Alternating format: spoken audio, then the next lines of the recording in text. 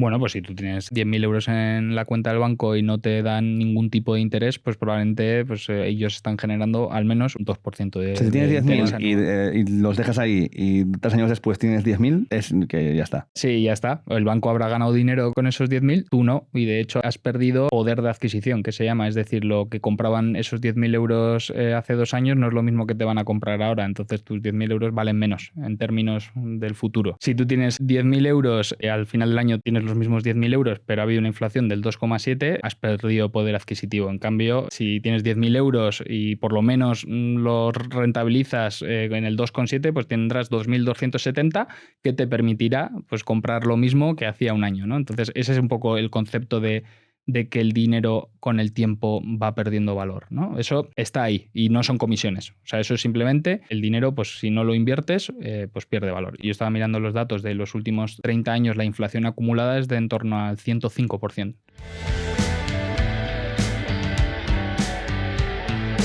Antón Díez es un divulgador financiero, ex banquero de JP Morgan, el banco más grande de Estados Unidos, y fue el director de Trade Republic en España desde su lanzamiento en 2021. Actualmente es el director general de N26 en Portugal y en España también. Y con él vamos a hablar de pasta, de parné, de euros contantes y sonantes. A ver, esta no es la típica chapa de podcast de inversores donde criptobros se hacen burpees, sino que vamos a estar hablando del dinero desde lo que es importante, porque quieras o no, todos tenemos que usar el dinero. Es un tema incómodo del que hablar. De hecho, no solemos hablar con nuestros amigos de cuánto cobramos y cómo nos gastamos la pasta. No solemos hablar con nuestros compañeros de trabajo de cuánto cobra cada uno. Es un tabú que te cagas en nuestra sociedad y ya no te como más la cabeza. Te dejo aquí con Antón Díez a que nos hable de la pasta. Antón Díez, bienvenido a Sentido de la Birra. Muchas gracias, Ricardo. Escúchame, ¿el dinero da la felicidad o qué?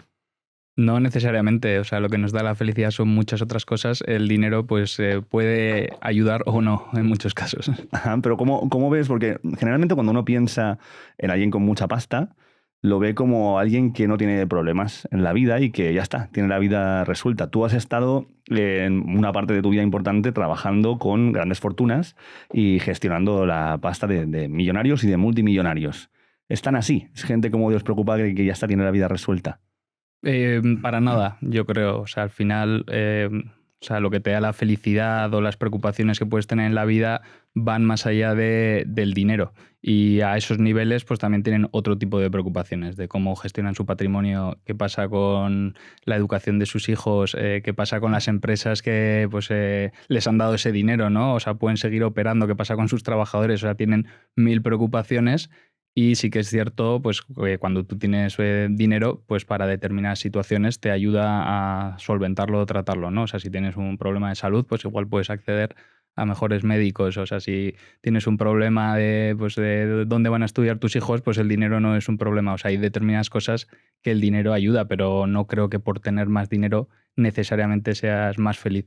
Ujú, pero ¿crees que a lo mejor que te crea una realidad distinta que es difícil de ver si no estás ahí? Es decir, la realidad en la que vive una persona con 1.500 pavos, 1.200 pavos al mes y la realidad que vive alguien con millones están tan distantes que a lo mejor es muy difícil de entender una desde la otra.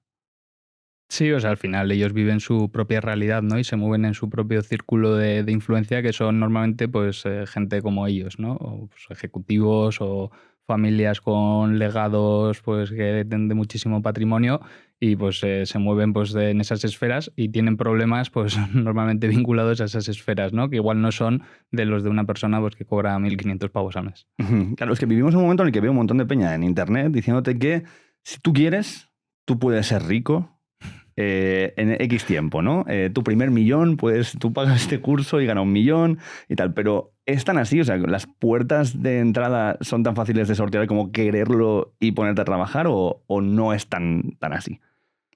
A ver, no es tan así, porque tú para poder invertir y poder llegar a tener millones, primero tienes que generar ese capital inicial para empezar a hacer las inversiones, ¿no? Entonces el dinero no sale de debajo de las piedras, entonces probablemente tengas que empezar a trabajar para generar con tu tiempo algo de dinero y luego empezar a invertir ese dinero a que te genere pues, más dinero para ti. Pero no es un proceso rápido y va a llevar muchos, muchos años. O sea, yo venía pensando antes que sí que es cierto lo que dicen el clickbait de con 100 euros al mes puedes acabar siendo millonario. Sí, puedes invertir 100 euros al mes, pero vas a tardar 50 años en ser millonario seguramente y tendrás millones del futuro, o sea, millones de dentro de 50 años que no valen lo mismo que ahora, o sea, con todo el tema de pues, el aumento del precio de la vida, etcétera, pues a saber 1 millón de euros de dentro de 50 años, pues lo que te da con respecto a lo que te da 1 millón de euros ahora. O sea, que una persona que te vende un curso para hacerte millonario te está un poco tomando el pelo. Sí, o sea, depende. O sea, yo prefiero un curso en el que te dice, oye, cómo gestionar tu ahorro y tu inversión de manera consciente, responsable y sin asumir riesgos innecesarios. Me parece un mensaje más adecuado que los mensajes de cómo empezar a invertir y hacerte millonario, porque no es realista. O sea, hacerse millonario, pues siempre lo hemos visto vinculado pues, a la creación de riqueza muy rápida. O sea, tú o eres un empresario o montas una startup que de repente pues pega un bombazo porque has solucionado un problema o había una necesidad de no cubierta, como puede ser pues un Netflix o un Spotify o algo así, que de repente dicen, oye, es que la gente necesitaba esto, y triunfas y te haces millonario. Pero salvo que no se dé una de esas situaciones, llegar a acumular patrimonio y volverse millonario, pues mucha gente no llega a alcanzarlo nunca y los que lo alcanzan es tras muchos, muchos, muchos años de trabajo. Claro, es que aquí hay una parte en la que me gustaría entrar un poco, que es gestionar tu dinero, ¿no? O sea, una de las cosas que veo de la mayoría de gente que ha tenido este nivel de multimillonario, ¿no? Me he puesto a mirar los 10 top multimillonarios que existen en el mundo, cuáles son sus orígenes, ¿no? Y veo muy pocos, como Mancio Ortega, por ejemplo, que vengan de pues ponerse a hacer recadero hasta que no sé qué y encuentran esa forma de solucionar un problema para tal. Pero luego sí que veo que también pocos de ellos son gente que directamente ha heredado un imperio. Algunos sí y luego han transformado. Pero sí lo que veo es un nivel de educación bastante alto en la mayoría. O sea, gente que viene o de padres universitarios o de clase media alta o de gente como Warren Buffett, ¿no? Que su padre era congresista. O sea, de gente que está en un entorno donde hay una educación y una forma de hablar de qué es el dinero que creo que no tenemos la mayoría. Entonces, ¿qué nivel de educación financiera crees que tenemos en general la gente? Yo creo que va un poco más allá de la educación financiera. O sea, también pues, estos empresarios de éxito normalmente son extremadamente inteligentes también, entonces eso Claro, es importante. les ayuda y tienen una ambición o unas ganas de desarrollar algo que no todo el mundo tiene, ¿no? Entonces ahí se combina, pues oye, el conocimiento financiero de cómo gestionar con éxito una empresa o un negocio. Pues una inteligencia que está muy por encima de la media y una ambición clara de oye, quiero montar este tipo de empresa, quiero solucionar este tipo de problema en el mundo y lo convierto en una oportunidad de negocio. Entonces, ahí, pues obviamente la parte de educación financiera es un componente clave porque en muchos negocios y también en la gestión de tu propio patrimonio, de tu propio ahorro, pues hay buenas decisiones y hay malas decisiones y hay buenos hábitos que puedes tomar y hay malos hábitos. Entonces, estos grandes empresarios de éxito en muchas situaciones pues han tomado muy buenas decisiones financieras, igual por consejo o igual porque ellos lo tenían claro. Y bueno, también Amazon, que ahora es una empresa que genera un montón de dinero y es un súper caso de éxito. En 2001, cuando la estaba desarrollando Jeff Bezos, la acción estaba en la mierda y casi y se reían de él en las entrevistas, de pero si es que Amazon no para de perder dinero, tal, o sea, ¿cómo puedes hacer un negocio? Pues el tío tenía una visión clara de, oye, yo voy a perder dinero durante 10 años, pero voy a cambiar los hábitos de consumo, voy a hacer que la gente empiece a comprar online y, pues oye, su visión se tradujo en un modelo hiperrentable, pero durante un periodo estuvo dispuesto a, por lo que se suele decir, ¿no? En quemar dinero, ¿no? De decir, oye, yo gasto mucho, pierdo dinero durante unos años, pero estoy creando un nuevo negocio que luego va a prosperar. Y eso es un poco la naturaleza de pues, muchas empresas como la mía, N26 o otras startups, ¿no? De que, oye, tú pides dinero prestado, lo inviertes en crecer un negocio y luego ya el negocio vuelve a la rentabilidad. Y a nivel más personal, solemos hacer estas cosas también, sobre todo con las hipotecas, ¿no? Al final, porque tú no tienes dinero para comprarte una casa ahora, pero lo pides prestado y al final te estás comprando un activo real que pues, se va a revalorizar probablemente a una velocidad mayor de lo que te cuesta a ti la hipoteca. Pues, sobre todo ahora, pues dices, oye, si una hipoteca te la dan al 2%, al 3% anual y el precio de las viviendas está subiendo un 5 o un 6% anual, pues oye, tienes un activo que se está aumentando de valor más rápido de lo que a ti te ha costado. la deuda, ¿no? O si lo haces para ponerlo pues, en alquiler, pues oye, también pues estás utilizando deuda de una manera que compras algo que luego te genera más retornos para ti. Y bueno, pues las empresas también hacen eso. Y pues volviendo al inicio de la pregunta, la educación financiera pues te permite aprovecharte un poco de las herramientas financieras que tienes a tu disposición, tanto como para más el ahorro, la inversión, y luego pues para la parte de la deuda también. Ya sé lo que estás pensando. Ojalá estar ahí y poder formar parte de esa conversación. Bueno, igual no estás pensando eso, pero déjame soñar. Pues eso puede pasar porque tenemos shows en directo. Se llaman El Sentido de la Birra Live. Estamos dando vueltas por toda España y además hacemos uno al mes en Madrid. Siempre son con un invitado o con una invitada sorpresa. Y lo más importante es que tú puedes participar en la conversación que estemos teniendo ahí en directo. Puedes hacernos preguntas durante el show y si acabamos hablando contigo te daremos una cervecita para ti. A lo mejor te llevas algo de merchan y sobre todo vas a quedar inmortalizado o inmortalizada en este programa que hacemos en internet para siempre, para que lo vean los aliens o la civilización que venga después de nosotros. Te dejo aquí en la descripción un enlace para que puedas comprar tus entradas y antes de volver con la entrevista solo decirte que tenemos otro formato aparte del Sentido de la Birra que se llama Backstage Sessions, en el cual hacemos entrevistas a músicos y músicas mientras que tocamos canciones en directo y tenemos una charla más íntima en la que participan los propios integrantes de la banda, gente que les conoce, su familia, sus colegas. Es todo como así muy de andar por casa y vas a escuchar canciones de esta gente como nunca las has escuchado, vas a descubrir anécdotas que nunca habías oído de esta gente y seguramente también conozcas bandas que no conocías. Así que nada, Backstage Sessions, también te dejo un enlace por aquí para que vengas a verla a nuestro canal de Valencia y ya está, te dejo que sigas viendo esta entrevista. Hasta luego. Claro, es que lo que siento es, o al menos yo en estos últimos años, habiendo creado el podcast y crear una empresa para mí es un máster de entender cómo funciona la pasta. Cómo funciona cuando ves que te empieza a desaparecer el dinero, en plan de, ¿qué está pasando, no? Pero claro, lo que sentía yo, hasta gracias a tener colegas que conocen un poco más de esto y que me han ayudado a crear un negocio, he aprendido un poco más sobre qué es el dinero y cómo funciona.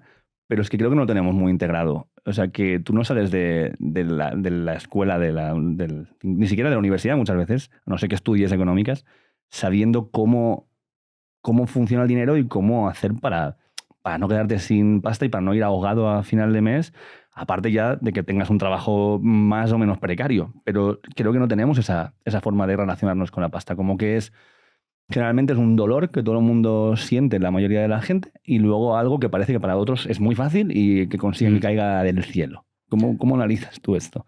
Bueno, la realidad en España es que lo que se dice de alfabetización financiera, como lo describe la Comisión Europea, es muy bajo. Entonces, efectivamente, la gente tiene conocimientos financieros bastante bajos en comparativa con otros países europeos o con Estados Unidos. Y esto viene pues, en una combinación de que en el colegio o en el instituto no se tocan estos temas tan a menudo y tan recurrentemente como debería ser, y que luego también venimos de que nuestros padres tampoco han tenido pues, educación financiera y no es algo que hayamos observado pues, en casa, ¿no? O que se haya hablado. Y al final, bueno, como no sabes, pues tampoco hablas del tema porque no vas a hablar de algo que no controlas o tampoco es una conversación de tomándote una cerveza pues de hablar de estos temas, entonces al final acaba siendo un poco tabú. Yo que soy de Bilbao, además el tema del dinero es incluso un poco más tabú porque veníamos de una situación en la que tener dinero pues no eran buenas noticias y entonces pues había mucha prudencia entre los ciudadanos de hablar sobre su dinero y bueno, pues al final no hablas de dinero, no te educas, como no hablas no sabes lo que otros están haciendo, etcétera, y te mueves ahí en una burbuja de no saber qué hacer con el dinero. Claro, ¿y cómo pasas de estar en ese entorno en el que no se habla de dinero a la carrera que has tenido, tío? Porque, o sea, eres una persona bastante joven y has pasado por Wall Street, has estado en JP Morgan, has estado en Trade Republic, ahora estás el director de N26 en España. O sea, ¿cómo empieza tu interés por el mundo de las finanzas? Bueno, yo tenía un poco de suerte porque mi padre sí que trabajaba en una empresa, era directivo y pues tenía pues su plan de pensiones y ya tenía su inversión, etcétera. Y también el círculo de amigos de mi padre, que bueno, en el caso de mi padrino fue directivo de la Caixa y el padrino de mi hermano fue directivo de otro banco de Argentaria, pues yo me he movido siempre viendo pues a mi padre y a sus amigos que trabajaban pues en las finanzas. Y en un momento dado, pues a mí me empezó a llamar la atención y pues tuve la oportunidad de trabajar en un banco español pues haciendo unas prácticas y luego pues de ahí me pude mover a JP Morgan, el banco americano, donde estuve 4 años en la oficina de Madrid y luego me fui a Nueva York casi por obligación, porque al final estos bancos pues, tienen una estructura muy definida de cómo la gente va promocionando dentro de su carrera y al final ellos te dan la posibilidad de promocionar, pero no necesariamente en la oficina en la que estás en la actualidad. Ujú. Al final es un tema de necesidades. Dicen, oye, yo sí que necesito gente de este perfil, pero lo necesito en Londres, lo necesito en Miami y lo necesito en Nueva York. Y nada, pues ahí tenía que decidir o me iba o seguía por la carrera y dentro de las posibilidades que tenía me fui a Nueva York. ¿Cómo es eso, tío? Porque o sea, yo todo lo que sé de Wall Street es El Lobo de Wall Street y alguna peli más de estas como Glengarry Glen Rose y toda esta movida, ¿no? ¿Qué es lo que te encontraste ahí? ¿O qué esperabas encontrar y con qué te encontraste cuando llegas a Wall Street? Bueno, a ver, yo ahí cuando fui sentía mucho síndrome del impostor, porque decía, bueno, a ver, ¿qué hago yo en la sede central del principal banco de Estados Unidos, siendo español, con mi inglés patatero, pues, a ver, trabajando con estos cracks? Entonces ahí pues tenía mucha tensión. O sea, yo ya venía de estar trabajando para ese mismo banco y más o menos conocía las dinámicas de trabajo, pero siempre pensaba, joder, los americanos, que son unos tirados para adelante, súper listos, súper agresivos, súper buenos comerciales, a ver cómo encajo yo aquí. Entonces, oye, los primeros meses fueron jodidos.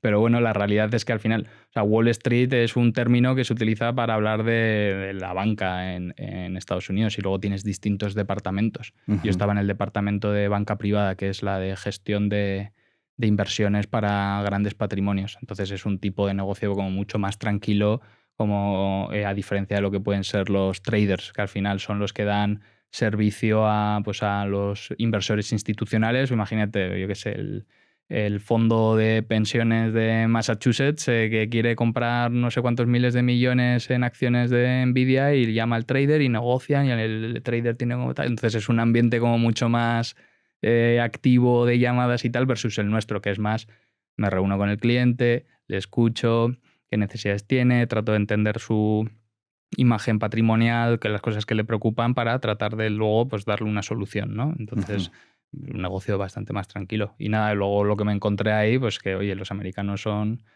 unos cracks, pero se venden muy bien. Y en realidad nosotros somos iguales de buenos, pero nos vendemos menos. ¿Por Entonces, qué? no, pues porque ahí, oye, tú vas a una charla interna de que hay 30 personas y están los americanos levantando la mano, preguntando, opinando y tal. Y todos los europeos y los españoles estamos como así callados y pensando, lo que acaba de decir este tío es una gilipollez.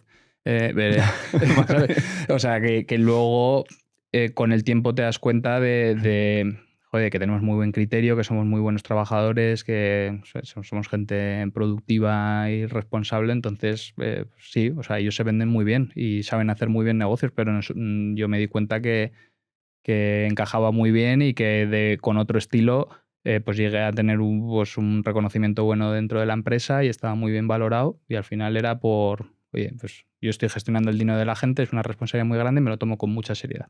Entonces al cliente hay que responderle, hay que darle soluciones. Cuando la cagamos hay que explicar, dar la cara, pedir perdón, solucionarlo, compensarlo, etcétera.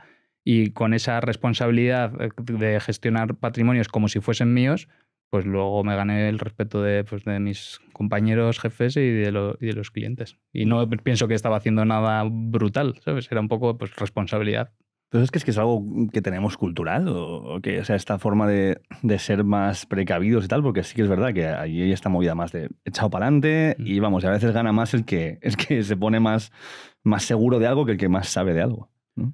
Yo creo que los españoles somos muy buenos criticando las cosas que hacemos mal y no nos ponemos en valor todas las cosas que hacemos bien, ¿no? Y siempre, joder, pues lo ves en el día a día, siempre destacamos lo malo, pero es que hay tantas cosas buenas que hacemos que no las ponemos en valor o nos da vergüenza y a mí me da mucha pena, ¿no? Y, por ejemplo, en el caso de N26, nosotros tenemos 400 empleados en España y la idea es seguir contratando más. Entonces, una empresa alemana, que siempre dirían, no, los alemanes son la leche trabajando, tal, dicen, oye, pues es que los alemanes están contratando cada vez más a españoles en las oficinas de Madrid y Barcelona porque están muy contentos con pues, el grado de compromiso de productividad que tenemos. Entonces, oye, se da por hecho, pero no, coño, es que, joder, estamos trabajando bien, nos esforzamos, queremos que las cosas vayan guay y eso se pasa en muchas empresas y en muchos ámbitos de la vida. Entonces, hay que ponerlo en valor más y venderse mejor. ¿Cómo de emocional dirías que es el mundo de las finanzas? Porque muchas veces cuando pensamos en, pues esto, en banqueros, en inversores y tal, excepto con el caso claro de la peli del Lobo de Wall Street, que me imagino que también está extremadamente exagerado, ¿no? En muchas cosas. Pero siempre la imagen que yo he tenido desde mucho tiempo ha sido pues gente como muy haciendo sus cuadrículas, tal, son todo cálculos matemáticos y hacemos esto, pero no sé si si la emoción, si cómo el buen rollo que te dé alguien o no, cómo tú estés, tu estado anímico y tal, cuánto afecta a la hora de hacer negocios, de invertir y de finanzas. Afecta muchísimo, muchísimo, muchísimo, pero hay que combatirlo todo el rato. Es decir, tener una buena disciplina de inversión o tener una buena estrategia de inversión bien definida es clave para evitar todas las emociones que te van a llegar en momentos de estrés. O sea, cuando la bolsa esté cayendo un 30% y digas, ay, voy a perder todos mis ahorros, me muero, o sea, ¿qué hago? Tal. Y si ahí no te controlas y vendes, pues vas a tener una pérdida patrimonial que no vas a poder recuperar nunca por haberte dejado llevar por las emociones. Y seguramente ¿qué va a pasar después de esa caída del 30%? Pues que al año siguiente va a subir un 40 o un 50 y va a hacer así, porque la historia se repite. Entonces, lo que yo promulgo y siempre trabajo con la gente y cuando pues, doy charlas de finanzas personales es hablo de la estrategia, de la disciplina, de ser disciplinado porque esas emociones vienen. Y, por ejemplo, yo cuando todavía estaba en Nueva York vino la pandemia y se estaba cayendo la bolsa americana, pero pues, como un 10% al día, que era una auténtica locura. O sea, estaba fuera de todos los rangos habituales, era en plan pánico. Y mucha gente llamaba y decía, oye, debería vender y, ¿sabes? Recupero lo que queda o qué hago. Y nosotros estábamos un poco de psicólogos de, oye, no vendas porque, bueno, pues, oye, hay mucha volatilidad, pues no sabemos qué está pasando, las aerolíneas pues están parando los aviones, pues, los bancos no abren, o sea, no sabemos, pero bueno, vamos a esperar, o sea, tienes una cartera diversificada con un horizonte de inversión de muchos años, o sea, esto que está pasando ahora no hay que sobrereaccionar porque si vendes ahora, entonces sí que no vas a recuperar. Y lo que acabó pasando en 2020 es que la bolsa americana acabó con rentabilidades positivas. O sea, después de haber estado cayendo pues, un menos 30% en el año así, al final acabó en positivo. ¿Por qué?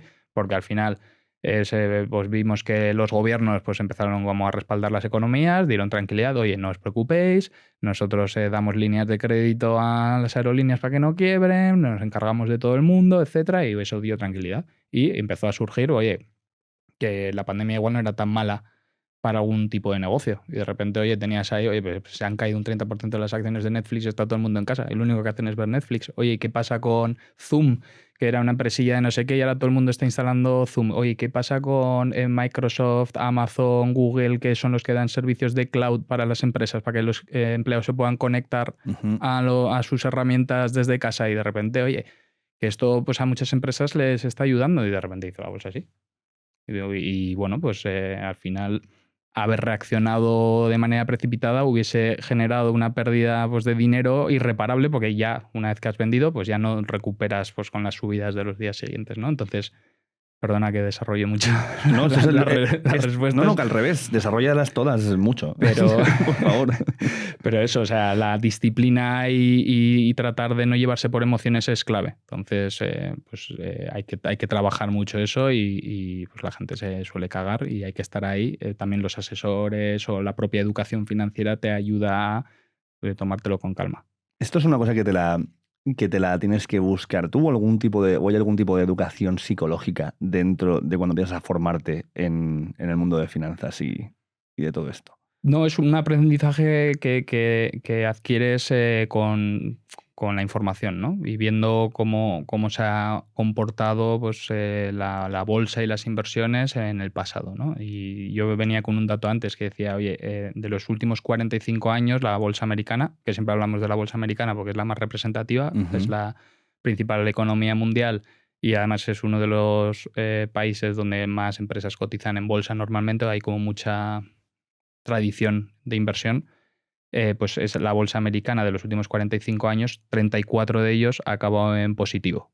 Y si tú miras y luego dirás, bueno, ha habido otros tantos que ha quedado en negativo, sí. Pero si tú miras la rentabilidad promedio anual de ese mismo periodo, está en torno a por encima del 10% anual. Entonces, cuando tú le explicas eso a la gente, le dices, oye, pues sí, va a haber años de mierda, años que pierdas, pero en general, en un periodo largo, pues suele tener una tendencia pues, al alza, ¿no? Y al final lo que yo siempre trato de explicar a la gente es que la bolsa no es un casino, o sea, tú al final, si inviertes en el conjunto de empresas, pues estás invirtiendo de algún modo pues, en la economía de los países y nosotros todos participamos en la economía de algún modo, ¿no? Y al final, pues compramos bienes y servicios, nos endeudamos, nos suben el salario, etcétera. Entonces, pues al final la tendencia es que estas empresas, pues poco a poco vayan valiendo más, ¿no? Entonces, pues participar de eso a largo plazo, pues es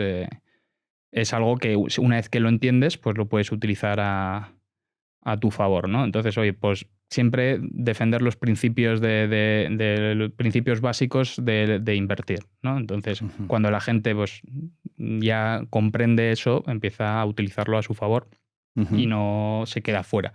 Pero pues es un proceso, o sea, pues leer mucho, hay muchos libros de guías, hay muchos cursos, algunos son una mierda, otros son mejores, hay mucho contenido online que puedes pues escuchar. Ahora pues no solo yo, pero hay muchos profesionales del sector pues que también dan visibilidad pues a sus servicios, a sus experiencias y bueno, pues escucharlo pues ayuda, ¿no? Y al final igual también la gente acaba sintiéndose empoderada para pues, empezar a hacer cosas que igual no hacía antes. Y lo bueno es que tampoco tienes que empezar, o sea, no tienes que ir de 0 a 100. O sea, puedes empezar poco a poco, ir viendo cómo funciona todo esto y ir familiarizándose con el asunto. Pero ¿hay algún podcast o canal de YouTube que recomiendes especialmente para ver un poco, entender cómo funciona esto y tal? Sí, o sea, yo he acudido varias veces por ejemplo, al podcast de Javi Linares, que solo hace tema de inversiones y tiene como guías prácticas. Y suelen durar 30 minutos y a mí me gusta mucho. Luego Héctor Chamizo, que también es periodista y hace contenido, lo hace un poco más del día a día, o sea, te habla un poco de la evolución de los mercados, etcétera. También es gente que hace buen contenido. Inversión Racional también entrevista a mucha gente del sector. He estado súper especializado, pues he estado yo, ha estado gente de BlackRock, la gestora, pues son canales en los que puedes escuchar. Y la realidad y lo gracioso es que cuando te hayas escuchado 3 o 4 vídeos te va a empezar a sonar repetitivo. Y vas a decir, joder, pues esto tampoco es tan complejo porque al final los principios básicos para empezar a invertir no son 12.000, son 4 conceptos claros. Claro, sí, hay una cosa que me pasa a mí, que yo vengo de una familia de corte bastante progresista, donde yo me mantengo con mis ciertas disidencias a el partidismo que se supone que representa el progresismo, ¿no? Y lo que siento es que la narrativa que se construye alrededor del dinero, generalmente, suele ser como de algo que siempre es un problema porque no lo tienes y te cuesta llegar a final de mes, pero que si empiezas a tenerlo y vas más holgado, de repente te convierte como en alguien malo, ¿sabes? Como que los ricos directamente son gente que porque no han podido llegar a ser ricos si no es a través de la maldad y de joder a otra gente. Y no sé si te suena esta narrativa o si no sé, si te has familiarizado con ella. Sí, o sea, es un concepto que he escuchado muchas veces y a mí personalmente me da un poco de pena porque creo que hay un balance óptimo que le beneficia a la sociedad en su conjunto, ¿no? Al final, la realidad es que el empleo o la creación de empleo muchas veces viene motivada por el sector privado, ¿no? Por esa ambición de empresarios de montar superproyectos, de poner su capital en riesgo y eso pues en la práctica genera trabajos, genera productividad y genera muchos beneficios, ¿no? Para el conjunto de la sociedad. Entonces creo que hay que buscar un balance en el que no se penaliza a esa gente que igual es más ambiciosa o que está dispuesta a asumir más riesgo en su vida con tal de triunfar. Hay que darle las herramientas para hacerlo. Hay que poner los mecanismos de control para que lo haga conforme a los estándares que la sociedad española espera y luego dejarle. Y si genera más empleo, si factura mucho dinero y paga muchos impuestos, etcétera, etcétera, oye, si el tío se hace rico por el camino, no habría que penalizarle, ¿no? Y eso en Estados Unidos, que igual es un extremo, la cultura de emprendimiento, del éxito, no está penalizado. O sea, es algo que se admira mucho y que mucha gente aspira a tener gran éxito y hacer fortunas, y por eso es uno de los países como más multimillonarios. Entonces, lo que decía, el balance creo que es lo óptimo. Oye, ¿cómo promuevo que la gente que quiere pueda emprender y tener éxito y no le castigo de ninguna manera o que esté mal percibido? Y cómo me aseguro pues, que oye, todo eso se hace de una forma adecuada, que la gente cobre los salarios que deba cobrar, que se tribute como se tenga que tributar y que los recursos de la sociedad se inviertan de manera correcta en el beneficio de igual pues gente que no tiene la misma oportunidad que esas personas o que tienen necesidades especiales y que no les vamos a dejar atrás, ¿no? Entonces, oye, el balance creo que es lo mejor que nos podría pasar, ¿no? Y bueno, pues por algún motivo en España pues no está muy bien visto pues que acumules patrimonio, ¿no? Por lo que dices, ¿no? Pues algo mal has hecho para tener tanto dinero. Igual no ha hecho nada malo. Igual una persona se estaba gastando pues, lo que ganaba, se lo gastaba pues, en viajes, y esta persona no se ha gastado nada y se ha dedicado a comprar pues, pisos o a comprar solares, y luego pues los ha promovido, ha creado pisos, no sé qué, ha generado dinero y tiene un patrimonio más alto, pero porque ha hecho una inversión de su dinero o de su tiempo que igual otra persona o que podría haberlo hecho no lo ha hecho, ¿no? Entonces, bueno, yo ahí sí que me muevo un poco más en el centro, y creo que es súper importante para el Estado y para la sociedad en su conjunto que tengas una economía pues, potente y promovida también por el sector privado. Entonces, a mí me encantaría que hubiese más gente emprendiendo en España y que tengan mucho éxito, porque al final, oye, si se monta un Amazon, un Google, un Microsoft en España, estamos hablando de cientos de miles de puestos de trabajo, gente pues, que va a tener dinero para pagar otras cosas, para pagar sus impuestos, pagar el supermercado, todo. O sea, al final comprarse coches, y eso es un motor para que se expande, ¿no? en muchos aspectos de la economía. Lo que pasa es que aquí yo no diría que sea muy fácil emprender. Porque, o sea, y te lo digo teniendo una empresa Sí, sí. que es como, ostras, veo como muchas zancadillas sobre todo para los pequeños empresarios, porque es esto, una gente piensa en empresario y piensa ya, es una Amancio Ortega, ¿no? Pero el que tiene una carnicería es un empresario, y el que tiene un sitio de reparar móviles y ordenadores que solamente es esa su empresa, es un empresario. Y noto como nosotros somos, joder, yo soy empresario aparte de esto, que es un término que me ha costado mucho Asumir. asimilar en mí mismo, porque lo tengo satanizado, claro. Pero es esto, ¿no? Es como, pero lo que veo es un montón de trabas a la hora de querer montar algo. Sí, yo también lo observo y tampoco sabría decirte cuál es la solución, pero sí que es cierto que, oye, tenemos ahí a gente plantando semillitas, y en cuanto ha salido la lechuga con 2 hojas, ya en plan estamos, dame una hoja, ¿sabes? Entonces la lechuga está ahí moribunda todo el día, ¿no? Entonces es una putada, porque igual habría que dejar que crezca bien, y ya cuando crece le vas quitando las hojitas, o si es una tomatera, pues le vas quitando los tomates y van saliendo nuevos, ¿no? Pues yo creo que habría que apoyar más a la gente que quiere emprender, quitarle burocracia también, que no sea un infierno en el momento que montas una empresa, que si darla de alta, el capital mínimo, ahora me tienes que enviar el modelo no sé cuál, el modelo no sé qué, el IVA, no tal. O sea, déjalos tranquilos. O sea, déjales que generen valor, y luego ya les persigues dentro de unos años si han tenido éxito, y si no han tenido éxito, si esa gente palma dinero. O sea, esa gente coge dinero, lo que hablamos al principio, seguramente han estado trabajando unos años para ahorrar, y con ese ahorro han dicho, pues voy a emprender y voy a montar una panadería. Encima, o sea, encima que coge dinero y lo invierte y crea una panadería que, si va bien, va a contratar a más gente, además de vender el pan al usuario final, que tiene pan en un sitio que antes no tenía. Encima de eso, o sea, si le va mal, ha perdido su ahorro. O sea, está en una situación peor de la que estaba cuando lo inició. Entonces, oye, vamos a poner todas las ventajas a su disposición para que haya más gente que le anime a tomar ese riesgo, porque en la realidad, luego, pues oye, habrá empresarios que pues, siempre se puede poner en duda si hacen las cosas mejor o no, pero en la general, Claro. por lo general, oye, la mayoría de la gente pues trabaja en empresas y pues tienen sus sueldos que son acorde al mercado, tienen sus beneficios, sus seguros médicos y con eso pagan su vida, la de sus hijos y es joder, ojalá hubiese más y crear ese entorno competitivo de que somos un país en el que nacen tantas buenas oportunidades que se rifan a los trabajadores, ¿no? Y como se rifan los trabajadores, eso hace que suban los salarios.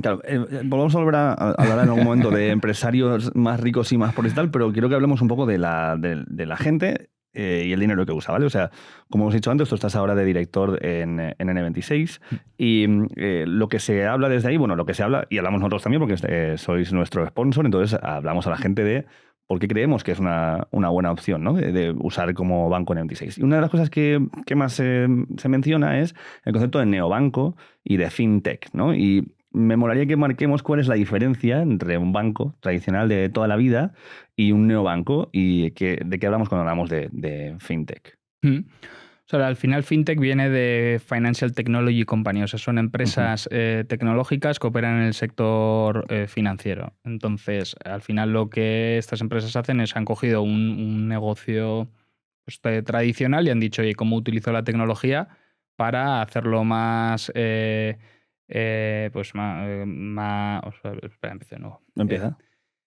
O sea, oh, joder, coño, Tranqui, no te preocupes.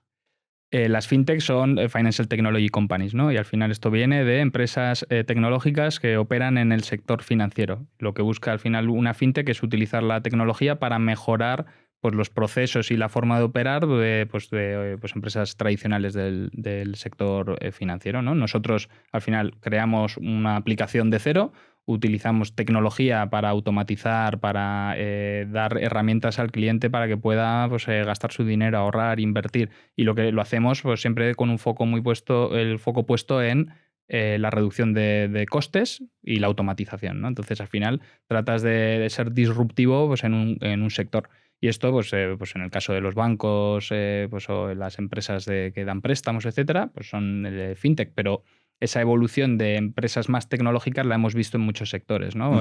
Lo que decía antes, Netflix, ¿no? Pues oye, antes ya veíamos series y veíamos películas, pero bueno, ahora viene Netflix y te da una experiencia de usuario pues distinta, ¿no? Que tienes tu propio videoclub en tu tele, ¿no? Pues nosotros, bueno, hacemos algo lo mismo. ¿Cuál era la experiencia tradicional con los bancos? Pues oye, oficinas, pues, de gestores, pues, comisiones asociadas pues a la contratación de productos y servicios que se justifiquen pues esa operativa tradicional y nosotros decimos, no, bueno, nosotros vamos a hacerlo con un enfoque tecnológico. Te hacemos una aplicación, no tenemos oficinas, te damos a ti todas las herramientas y toda la flexibilidad para que decidas tú qué haces y qué no haces. Nadie te va a llamar para venderte el préstamo con descuento por el Black Friday, o sea, no hacemos campañas de venta de cosas y buscamos pues esa optimización que nos da la tecnología para trasladar más valor al cliente. Y bueno, pues al final la adopción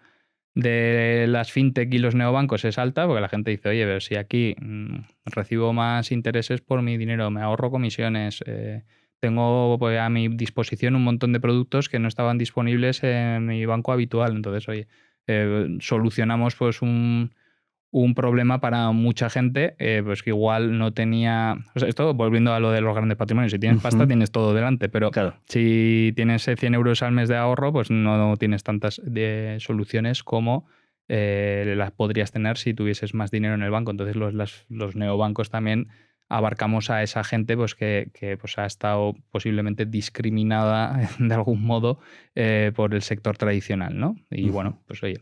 Puedes ahorrar desde el primer euro, puedes invertir desde el primer euro sin comisiones, te pides una tarjeta virtual y no te cuesta nada. Cuando viajas no te cobramos comisiones adicionales sobre el tipo de cambio oficial de Mastercard. Pues oye, al final le das algo que antes no estaba disponible para todo el mundo y pues solucionas un problema y pues montas un modelo de negocio alrededor de ello.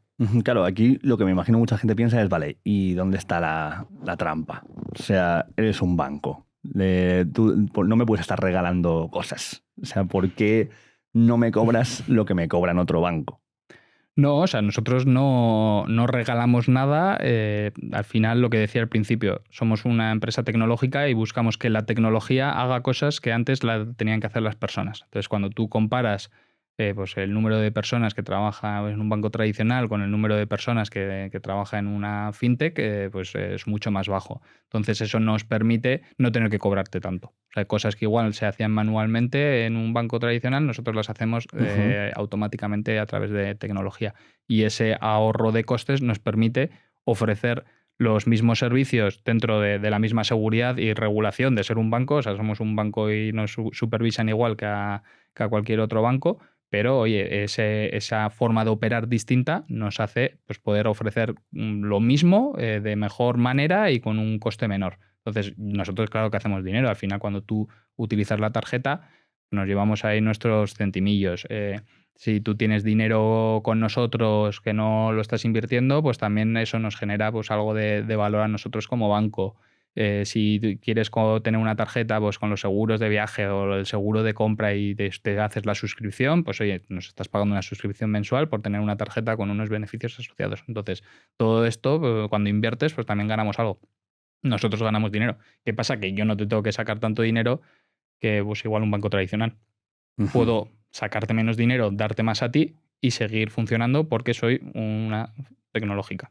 Ujú. O sea, que es como cuando apareció Uber o como cuando apareció Cabify o cosas así, que se están cambiando cómo se da ese servicio y por eso algo que estaba más ligado a peña que podía tener un chofer privado tal y cual, ahora lo vive otra gente con el precio de lo que sería un taxi, más o menos. Exacto, ¿no? Y se ha visto en muchos ámbitos de la vida. O sea, la tecnología ha mejorado muchos procesos que han derivado en un ahorro de coste para el cliente final, ¿no? Entonces, ahora se habla mucho de la inteligencia artificial, pues esto también, pues seguramente automatiza muchos procesos en empresas tal que hay un ahorro ahí evidente y habrá empresas que lo utilicen para quedárselo y habrá empresas que digan, oye, como yo me estoy ahorrando tantos millones de euros al año ofreciendo mis servicios, pues bajo 1 euro el coste de Netflix. Ujú. Porque puedo, ¿sabes? Porque no tengo que gastar tanto en una operativa que antes, o sea, imagínate, cuando hagan series inteligencia artificial, la hará toda la serie y será brutal. Y a Ujú. la gente le encanta y dices, oye, pues en lugar de pagar a los actores, etcétera, pues ahora me ha costado una fracción. Pues oye, igual Netflix te cuesta mucho menos, ¿no? No sé. Claro, no, yo no pondría la mano en el fuego. Igual te dicen, nuevo servicio premium, crea tu serie, Sí, paga luego más. bueno, sí, eso es otro tema. Ese ya es la pura inflación de los precios. Pero bueno. Exactamente. Pero aquí, mira, una cosa de las que te he visto decir en otras entrevistas es que cuando te cobran, hay una cosa que yo esto lo he sabido hace poco precisamente para empezar a trabajar con vosotros, que es las comisiones ocultas que tienen los bancos, que te cobran cosas que no te dicen que te están cobrando, ¿no? Y hay una... ¿Esto se puede? O sea, ¿es ilegal? ¿Se puede denunciar si un banco te cobra cosas que no te están diciendo que te cobran? O sea, tampoco es que te cobren cosas y no te digan nada. Al final lo que hay es que ellos generan beneficios sobre una cosa que es tuya y que podría generar beneficios para ti, ¿no? Entonces, un banco hace mucho dinero por guardar el dinero de la gente. Ujú. Entonces, ese dinero que ellos generan tienen dos posibilidades. Te dan parte a ti o no te dan nada. Entonces, o ellos lo utilizan para prestarlo, dan hipotecas, dan líneas de crédito, etcétera, y esos beneficios que de haber prestado tu dinero, pues se los quedan y a ti no te dan nada. Entonces, también los neobancos y las fintechs pues, han tratado de elevar un poco los beneficios que obtiene el cliente final por su dinero. Ujú. Entonces, no es una comisión oculta. Tú al final estás firmando un acuerdo y ellos hacen la custodia de tu dinero, o sea, son los responsables últimos de tu dinero, y tú se lo estás prestando. O sea, tú cuando metes dinero a un banco se lo prestas al banco, aunque lo veas ahí, se lo has prestado. Ujú. Y bueno, pues ellos generan una rentabilidad. Luego, pues hay posibilidad de que te remuneren ese préstamo que has hecho por tu dinero y hay pues, bancos pues, que no lo hacen. Entonces, bueno, igual hay para el clickbait hablamos de comisiones ocultas, pero no, las comisiones ocultas como tal no existen. O sea, tú tienes un listado de precios que tienes que publicar y el cliente tiene que tener acceso. Luego, pues hay ya un tema más de cuánto vale tu dinero. Y ahí es la responsabilidad de cada uno entender un poco cuál es el valor del dinero en cada momento, ¿no? Porque el dinero vale en cada momento una cosa u otra. Que ahí podemos hablar de los tipos de interés, ¿no? Que normalmente con las hipotecas tenemos claro que tenemos que pagar intereses, pero cuando dejamos el dinero en el banco no nos queda tan claro que podemos recibir intereses también. ¿Y cómo una persona puede llegar a...? O sea, claro, porque a lo mejor en el contrato que tú firmas para abrirte la cuenta hay un montón de letra pequeña en la que te cuenta todo esto, con lo cual no están ocultándolo, pero no tampoco tú te paras a mirarte todo eso. O sea, ¿cómo puedes saber si esto está pasando o no está pasando con tu banco? Bueno, pues si tú tienes 10.000 euros en la cuenta del banco y no te dan ningún tipo de interés, pues probablemente ellos están generando al menos un 2% de O sea, si tienes interés 10.000 anual. y los dejas ahí y 3 años después tienes 10.000, es que ya está.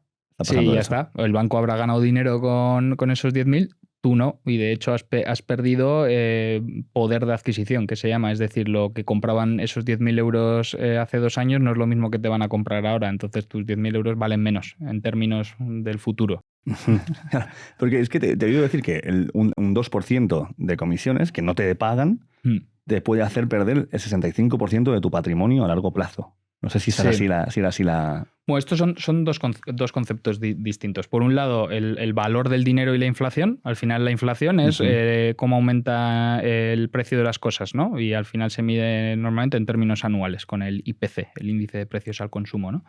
Y en 2025 fue el 2,7%. Entonces, eso lo que te está diciendo es que los precios del coste de tu vida ha subido un 2,7% respecto al año anterior. Si tú tienes 10.000 euros y al final del año tienes los mismos 10.000 euros, pero ha habido una inflación del 2,7%, pues has perdido poder adquisitivo. En cambio, si tienes 10.000 euros y por lo menos los rentabilizas en el 2,7%, pues tendrás 2.270 que te permitirá pues comprar lo mismo que hacía un año, ¿no? Entonces, ese es un poco el concepto de que el dinero con el tiempo va perdiendo valor, ¿no? Eso está ahí y no son comisiones. O sea, eso es simplemente que el dinero, pues si no lo inviertes, pues pierde valor. Y de hecho... Por la inflación, claro. Por la inflación. Yo estaba mirando los datos de los últimos 30 años, la inflación acumulada es de en torno al 105%. Esto quiere decir que durante un periodo de 30 años pues, ha doblado el valor de las cosas, se ha doblado. Y si tus 10.000 euros de